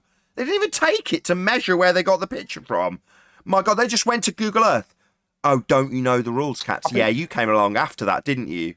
Yeah, no worries. Well, we've got plenty of standards that have been set down by your own side, Catz, and they're going to be coming your way in spades. Wait, hold up. This wasn't an observation taken by one of these clowns? No. No, of course not. I got called Jackson. Oh, okay. Nathan, It's like the olden days. They found a picture. Just one at a time. Chocolate's talking. Hello? What? Sorry, Nathan? Chocolate was in the middle of a sentence. No, I just wanted. I didn't hear that. I've been at work busy, so I've been listening halfway. But I didn't realize until just now. This is not even. I thought this was something Ranty took or Catz or somebody. I didn't know this was just some random shit. By Bev's son, is my understanding. Bev on the level, they go out taking pictures, and this is a picture taken by his son. No, not this one, Adam. It's a second photograph, I think, taken by Bev's son, and it kind of half matches it or whatever. And that's the one that's taken by Bev's son. But I don't think that looks like 19 feet elevation height. I'm just throwing that out there. I don't either, Brian. I second that. I don't think that looks like 19 feet. What a joke. Yeah. Where's the tape measurement? They said they were going as low as they could in favor of the flat Earth. That opens up a ball for him, doesn't it? And that looks a lot lower. Yeah, a lot lower. Going to need more accurate data. Proof. There are two pictures. So did this random picture bring back the physicality of the geometric horizon that we've never seen, can't see, due to us having an atmosphere? Did any of that happen after this picture was taken? No. Or no? Oh, okay. Just checking. So, Nathan, are you going to read that super chat now before it's out of sight? Yes, I am, before we round out. Thank you, Arwin. I hadn't forgotten. Go on, but guys, says James Richard. You can tell it's curved because it looks so flat. So that was brilliant. Anyone want the last word? Go on. Was it Harp? Go ahead. Yeah, there are two pictures, right? So I put that again into the live stream. Someone wants to grab that. You can tell that there's water, and you can tell what the tide is because you can see the water. So you can see the clear picture is low tide, and then that second picture, which looks kind of like a black swan style, is high tide. You can see that. So I put that in there, and it says Ranty says there is substantial drop shown by the mountains. You'll see that. With that, I'm going to say a huge, massive, enormous thank you first and foremost to both Discord and G+ panels for making today's live show possible. If you are watching this on either Nathan Oakley 1980 or Nathan Oakley premiering streams, then stay tuned as there will be an after show to follow. As I say, if you are watching this live, this is where we bid you farewell. So a massive thank you to all of you tuned in, smashed the super chat, liked, commented, shared, or joined as a Nathan Oakley 1980 channel member. Stay tuned again if you're watching on a premiering stream. I've been Nathan Oakley, and I'll see you all in the next video.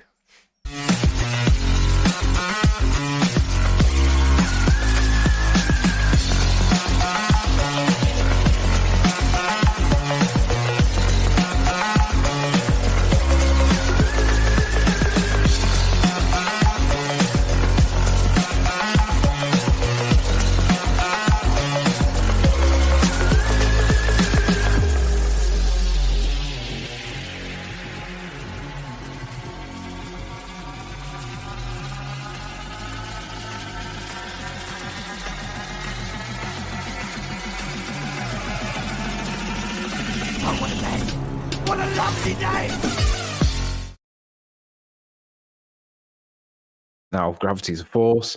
Just Yeah, go but you over and won't come give her on flat earth debate. Why? That everybody gets that. Yeah, but she's getting extra hard time off them. Yeah, guys- like everybody. Are they telling her she's a that she's stupid at the same time telling her that we can't see a geometric horizon? Yes. Yes, She does fine. She don't need nobody's help. Oh, She'll be okay. all right.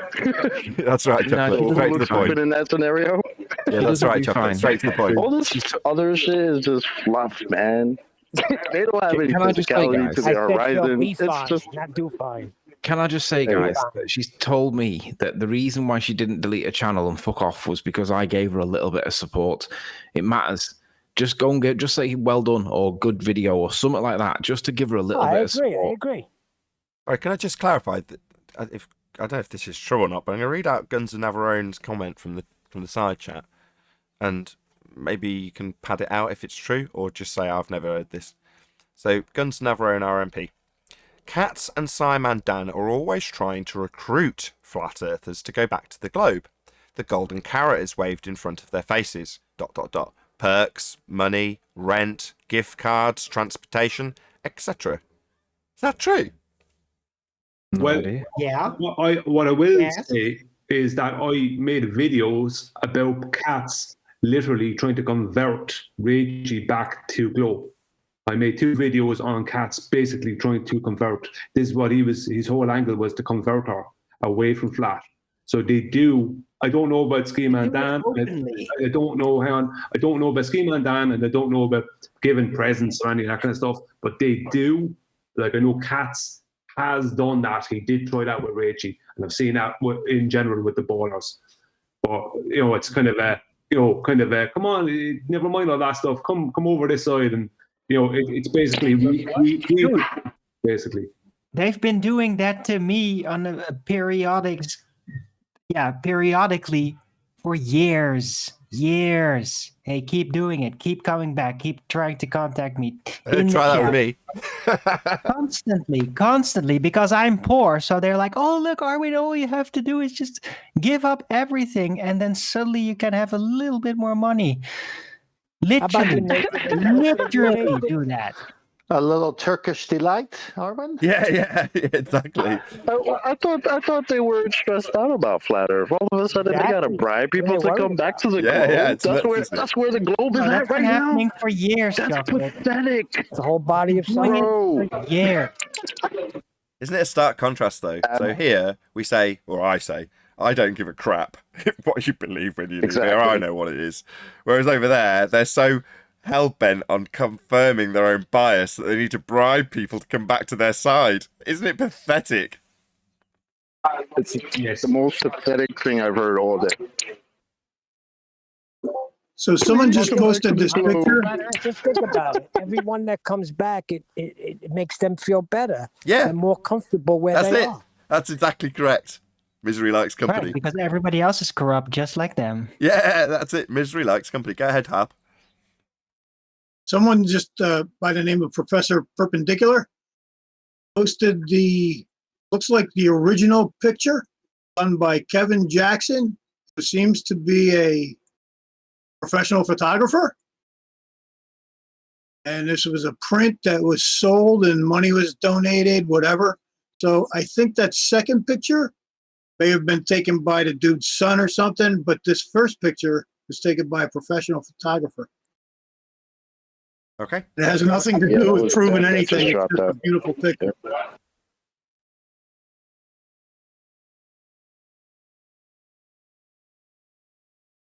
So anyway, it's not their picture. Isn't this all? I mean, that was an excellent conversation in the show, actually. I was learning a lot. But isn't this just perspective at the end of the day? I mean, I could stick my thumb up as I'm going to Mammoth for a ski vacation, and I've done this before. When I went there, I said, man, I could block out that mountain. And then when I get closer to it, of course, the mountain's so huge. But it's just perspective. Now, 10th man, I clearly just put there it in is a Master drop. B, Nick. Clearly there is a drop. Everybody can see it. It's a drop in angular size. Come on. That physical?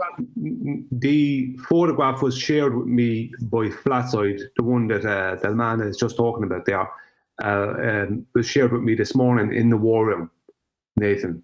If you want, I'll share it on screen. It's up to you. I've got it up. You can see the full Chocolate photograph. just sent I it. just posted it in Yeah, I've got Master it. Oh, okay. where he just It's called View of Blackpool and the Lakes, and you can buy a copy of the print for $22 or £22. Sorry. I'm confused now, Nate. Can I? All right. So, Brian, maybe you can help me. We've got the original picture that we've been looking at is actually a professional photographer's that you can buy, and the other image that we're all talking about is taken by Bev's son. So, and neither of the pictures been taken by the people making the claim. Yeah, that's correct. Yeah. And they're actually giving Bev and his son a hard time. They're like, hashtag thanks Bev and hashtag thanks Bev's son. That's what they're doing to him.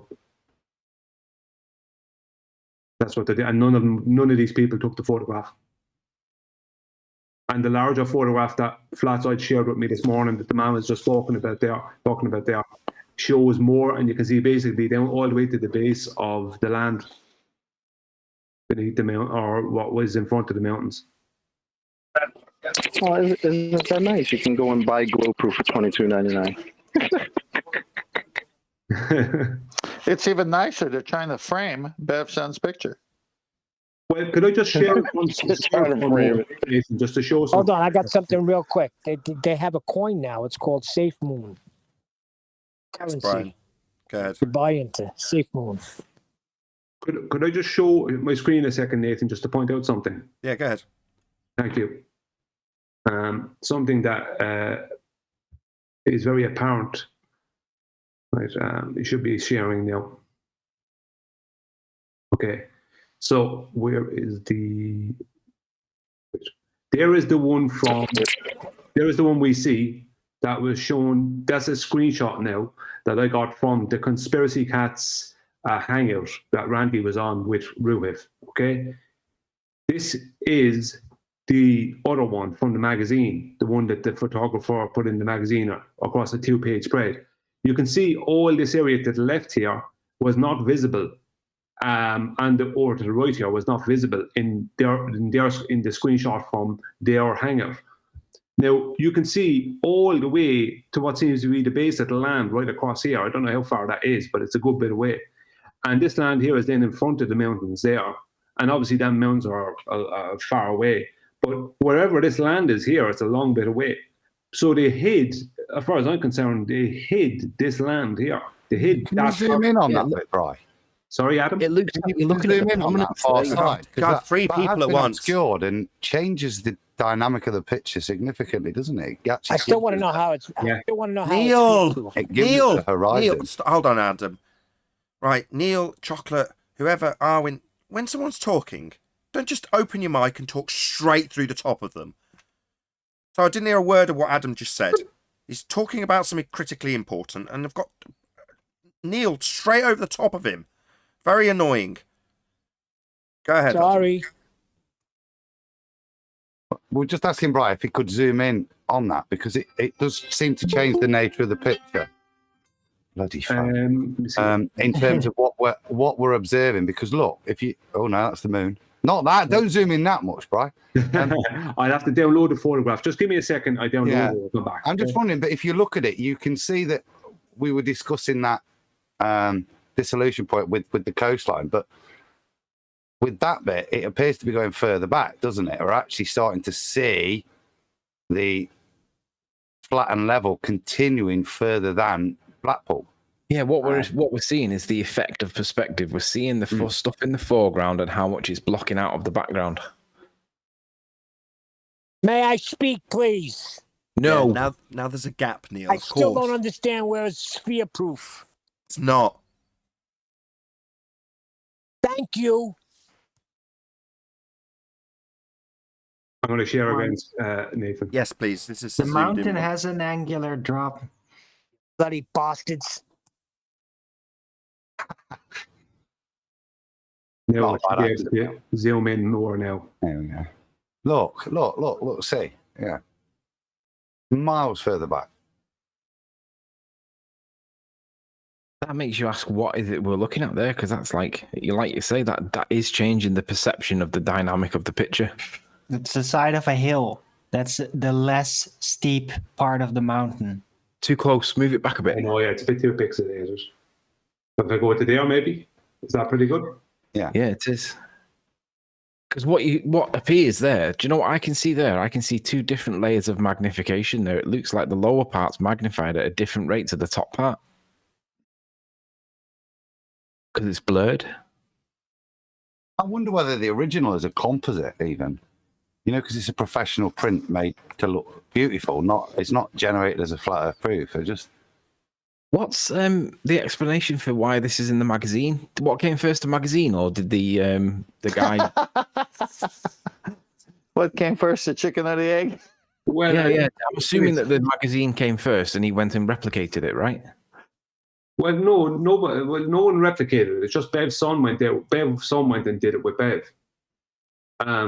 So this is just the photograph, and all we saw of it was, I'm just going to go back out. Sorry, was a small amount. If we zoom in there, we saw like that amount or a bit more, that amount of it, something like that.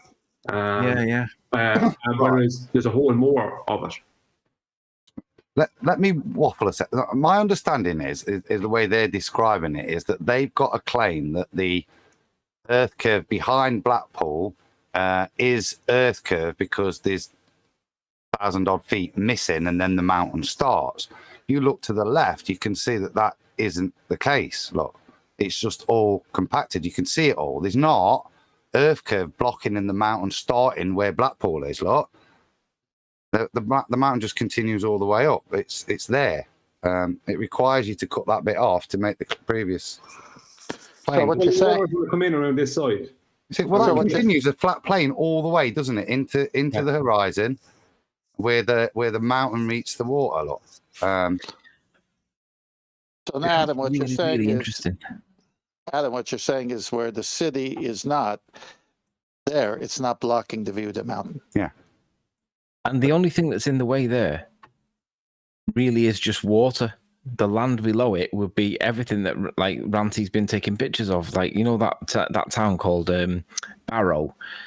You're looking at Barrow in the foreground there. It's very squashed and on the horizon and distorted and stuff. But Barrow's in the foreground, and then in the middle ground you've got like the mountain, the land behind it that is still habitat. Some of it's habitated.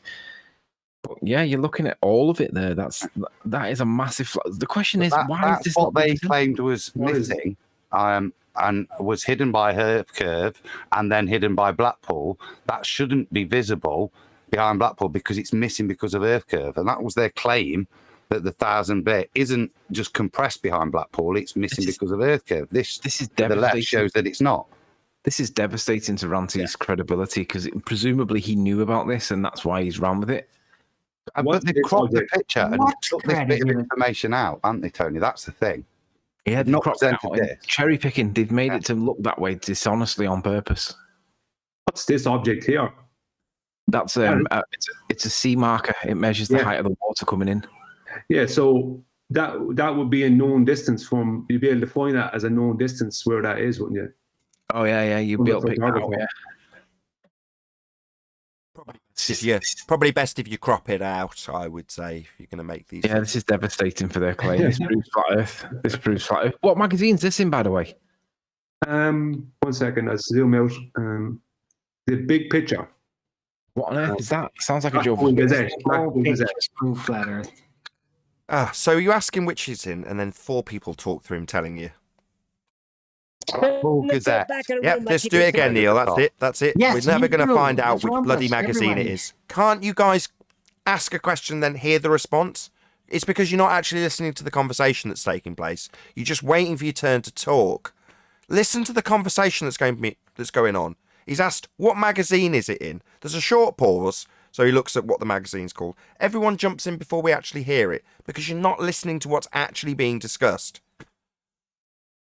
Try again, Brian. It's the Blackpool Gazette. The big picture's the article, but if you read it, it's got the web address at the top, Brian, if you look in smaller lettering. Yeah, Blackpool Gazette, yeah. And it's a recent article, right? www.blackpoolgazette.co.uk. It's January 29, 21. Thank you. Right, and now we can all be silent. We no longer need to rumpus anymore. Right. Shut up and get to the back of the class. Sorry to tell you off, Arwin and Neil. Chocolate, shut up. Guys. That's fine. You told me off even when I wasn't rumpusing. And I You speak too brought much. in a word the entire show. I'm What sorry, happened Arwin. when I got up and I started walking to the back of my house? I'm sorry, Neil. Shut up, Neil. Why is Neil always in the back of somewhere? The nuns used to send me to the back of the room, so I automatically got up and started walking into the closet. No, it's just to redistribute the weight. Funny stuff. I was just Come saying out of the closet, Neil. beer.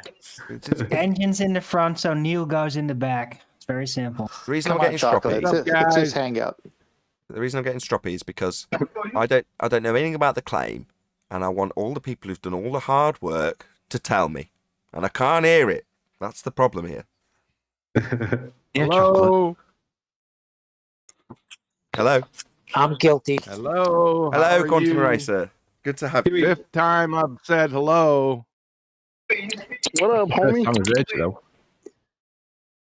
How's it Afternoon, going? QA. I Good just, to hear you, mate. oh my god. You having a good day What's up, today? Jerry?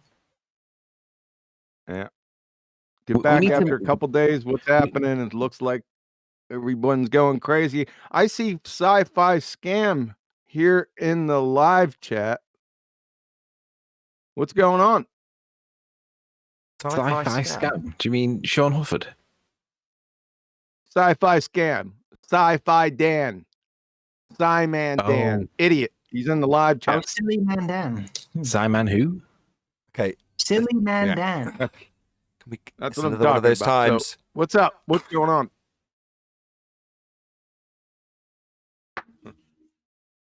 Have you seen the controversy about this photograph? QE? Yeah, I took a look last night. I just caught up with it. So, what did CGI birds do now?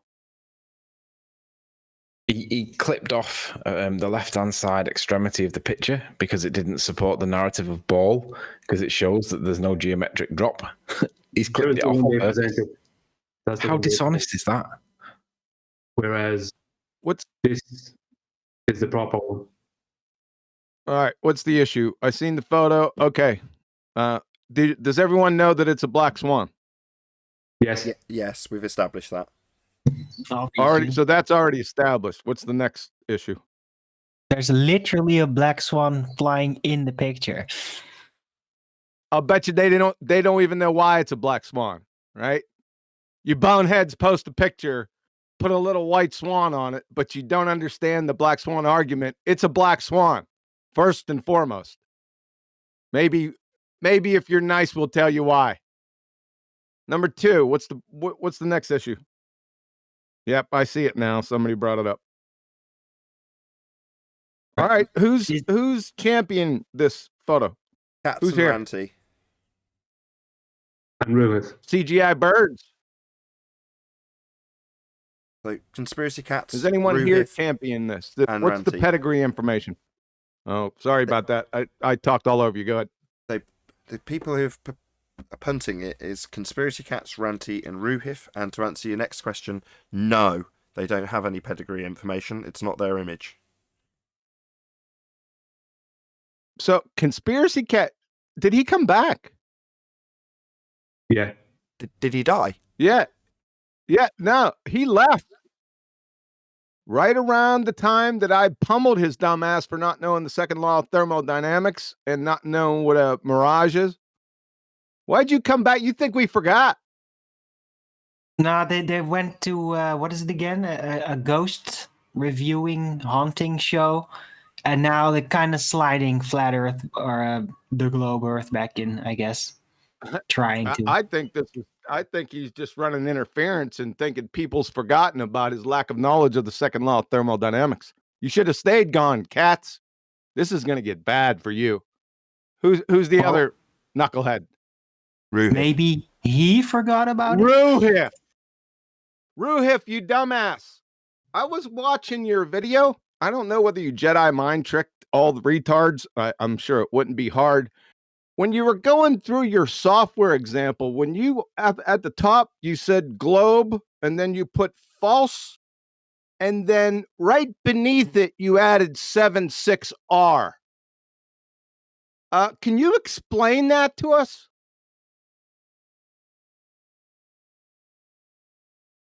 Rufy, you numpty dipshit. Can you, what was up with that? Where'd you get the 76R in your globe Earth false? Why'd you put that in there? I got to give you guys credit, though. You finally got the angular size change. Can you now apply that to the Earth curve calculators for us, please? We want to see angular size change in every single photo, every single Earth curve calculator. Is Walter Bislin here? No, but this was my main issue as well. So, okay, when the text was too small on my screen, to be honest, but I assumed incorrectly that they were just ascribing feet and inches values to their claim. And then Brian pointed out, no, they're actually doing this as a flat Earth debunking by comparing the angular size. So when they hold up a straw man of a claim that we would claim that it's only angular size that needs accounting for, they're debunking that. But then they haven't applied it to the globe Earth calculator that uses feet and inches. Yeah, we're going to need to go back and we're going to need to reassess all of the Isle of Man, because apparently Catz has just blown every single debate we ever had with the calculator out of the water, because we're going to be using angular sizes now. Of course, Adam did some quick maths, and it went very badly wrong very quickly when we did that. For the globe. Badly wrong for the globe when applying angular sizes, because they've hijacked them. So you can't apply them back in, it makes everything go wrong. But Catz has just opened the floodgates to angular size questions about their calculator with its feet and inches value. Yes, sir. Yes, sir. You guys got big problems. Yeah, you and CGI Birds, I'm glad he's gone. I knew that when I first met you. Remember? Clown show. My gut's never wrong. But yeah, so Catz has opened... Anything else? Yeah, so thanks for the Black Swan, guys. Yeah, thanks for the Black Appreciate Swan. That. And thanks for opening the floodgates to your reassessment of every argument that's ever been made in terms of a globe Earth that used feet and inches instead of angular size reduction, which you clearly understand and realise it can be applied. Maths isn't that hard. So we're going to need you to go back to the Isle of Man and apply them all. Let's see how well you get on. So, and this is another good one I heard when I was listening to it, that they said, I guess Baltards have like built-in refractometers in between their ears. You know, in that vacuum between your ears, they have a small refractometer. I heard them say there was no refraction. I guess you could just look at it something and say no refraction or refraction. I don't know. So there's no refraction. Thanks for the Black Swan. Can I just ask if that vacuum in between the ears, would that constitute a container for the purposes of a vacuum? Hold on, Anthony, because he's just dropped a bombshell on them. They're saying, I didn't know that either. So they're saying, we won't be using the argument of refraction in this demonstration in this photo. No refraction. Oh, how beautifully epic. So when we say Black Swan, you can't even argue refraction after that. You can't even beg the question of an R that you've debunked after that. It's literally dead in the water from the moment we say Black Swan. Oh, how epic. Exactly. Yep. But are you sure they're not just there was always refraction. compartmentalizing it? Are you sure they're not just compartmentalizing the forms of refraction? So they say there's no actual refraction happening, but terrestrial refraction, of course, always applies. Just because they There's no refraction. No, hold on, Chocolate, hold on. No, that was Anthony's issue, Arwin. So yeah, back to everyone. Everything's been covered so far, but yeah, that was Anthony's issue. So if you're going to say, well, no refraction, well, always refraction. That's what you tell us. So you better apply it in this particular instance because you're always applying it in your world. Why would it be any different when you take apart a straw man? We don't claim. Still need your refraction at 7/6R. That's Anthony's point. Right. Well, you know there's terrestrial refraction happening when it looks so flat, right? Also, I would like to point out there might be a literal black swan in the photograph on the left, in the middle. Yes. There is. I would like to just bring people's attention to this. It says distance to horizon 5.31 miles. Is that the refracted distance to their horizon in their 7/6R? No such animal. I'm just stating, No because you're such saying an- there's no No such refraction. animal. Let's get back. There's no such animal refracted horizon, really. Do you understand what I mean? They are stating, oh, no refraction, but then they're adding in their own refraction based on a geometrical You line. morons in chat. You keep on doing this same thing, asking us why the horizon's moving. You don't realize that destroys your entire globe model. Just to set that straight glass bomb, you numpty dipshit. I would like you to get on. We want to hear your voice somewhere because I need you on my numpty clips. That's number one. Number two, let's get back to this. I heard a number of times where they said there was no refraction. Remember back to the built-in refractometer they got in the vacuum between their ears. So then why did Roofy add 7.6R to a flat Earth? You got so many contradictions. It's like with every other breath. Baltard. Somebody really asked, a Glober really asked, why is the horizon moving? Yes. Really? Yeah, they don't realize it. That's stupid. You guys are getting crazy, bro. Hey, John, I don't think you're far off with Globers actually having a vacuum in their head. Right? Because they claim you can only see things as really is if it was a vacuum. So they kind of would need that vacuum in order to be able to see everything as is, right? Without the terrestrial refraction influence. Yeah. Is there any Baltards champion this here? Is there anybody in here? Is there a Baltard in here to champion this photo? Who's going to be a signator? Oh, they won't. They're just doing their thing in the live stream. You got Professor Phil in here. You got people just talking a lot of nutty crap. You know? Hey, just Phil is in there? Professor Phil is in there. Just Phil. Hold on. QE's making a cry for action. We've got this claim. We've pulled it apart based on what we understand to be claimed. Is there anybody from the globe side that wants to champion this? Was the question from QE. Yep.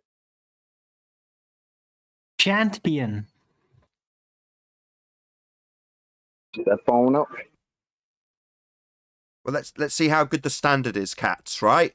Wonderful proof, see? Let's see how many people step up to back up your claim and can argue it. Yep. Bring that hold on. roofie on. Hold on.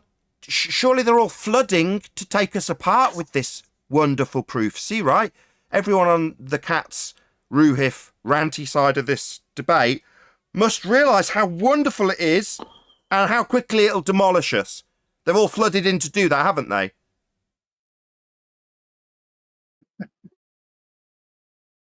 Or maybe go get one of them to come in here since y'all can't represent this bullshit.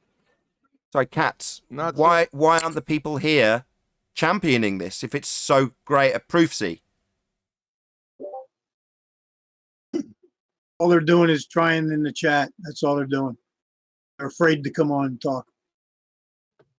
Afraid? They've got this marvellous sword to take our heads off with. Afraid of what? They've got the best proofsy in the world, right? What are they afraid of? Can't possibly be afraid. Scaredy cats. Scaredy cats. Nathan, is my screen sharing? No, do you want it to be? Yeah, please check my screen out, guys. I've just been looking at this image. Let me bring this image back up so you can see it on screen. I'm looking to see what else we can see in this new area on the left-hand side that seems to have been deliberately cropped because it makes the perception that Earth curve is causing the blockage from the bottom parts. I want to focus on this dark area of shadowing that's around this thing, this rocket. Look at the shape of it, right? Now, I know that this mountain here, that these two here have been identified. That's Scaffold Pike. This bit here is what I want to try and look at. So let's go back to Google Earth. I've got these two line of sights in. Scaffold. One of them's on the right hand side. This is the one on the left hand side. Look at this. If I zoom into this, right, look at the obstruction. We've got Barrow in the foreground, and we've got this here on the left hand side. Look at this. I mean, this is obviously only preliminary at the minute, but I'm just lining up things here to see what I can see. And I can see, according to Google Earth, if I bring that backwards a little bit, we've got this bit here. And it looks like it's this bit here. if that is right, and if we can get this verified with a bit more time on it, it looks like we're looking right the way down to the sea level. This would be the beach that they're always asking for.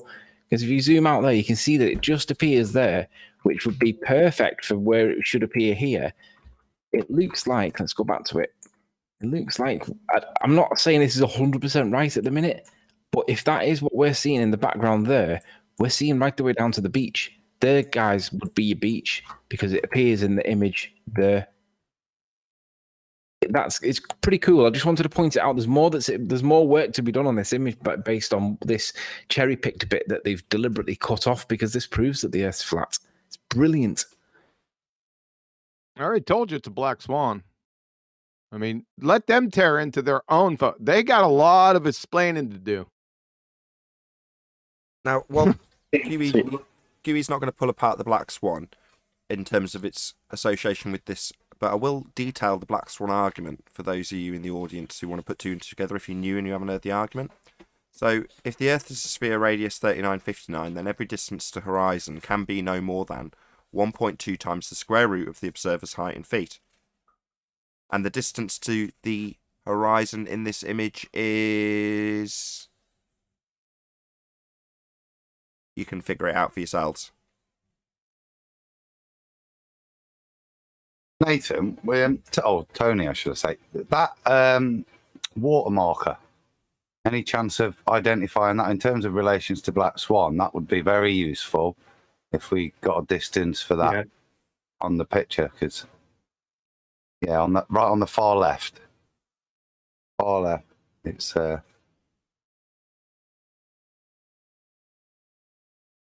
out in the bay, isn't it, somewhere? Yeah, there. It's at the estuary at the other side of the jutting piece of land there.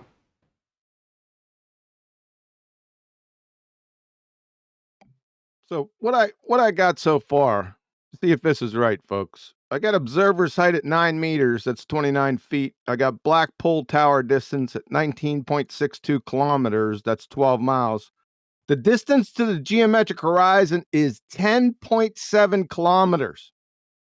Almost nearly half. That's 6.59 miles. Why am I not only seeing the base of Blackpool Tower? Why am I seeing the entire surface all the way to the shoreline beneath Blackpool Tower?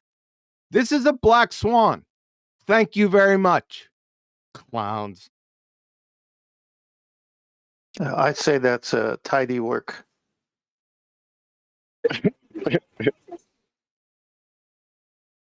This is sad. That's Yesterday, I was kind of laughing because I didn't realize like they posted a white swan. Well, that somebody said they labeled this a white swan, and then I said, "Well, how does that negate the existence of black swans?" But this is a black swan. Yes, it is. I think It's even worse. It's even worse. They claimed it was a white swan, but we've just found out that it had a black swan hanging off the edge that they've chopped off. Yeah, That's racist. That's racist. Very racist. Wow. Right. Not my actions. Okay, on that note, I'm going to round out. So with that, I'll say a huge, massive, enormous thank you to both Discord and G+ panels for making today's after show possible. And of course, a massive thank you to all of you in either Nathan Oakley 1980 or Nathan Oakley Premiering streams for hopefully smashing the super chat, liking, commenting, sharing, subscribing, and all that good stuff. Also, below this video, you can get £50 for swapping your UK electricity supplier to Octopus Energy. I've been Nathan Oakley, and I'll see you all in the next video.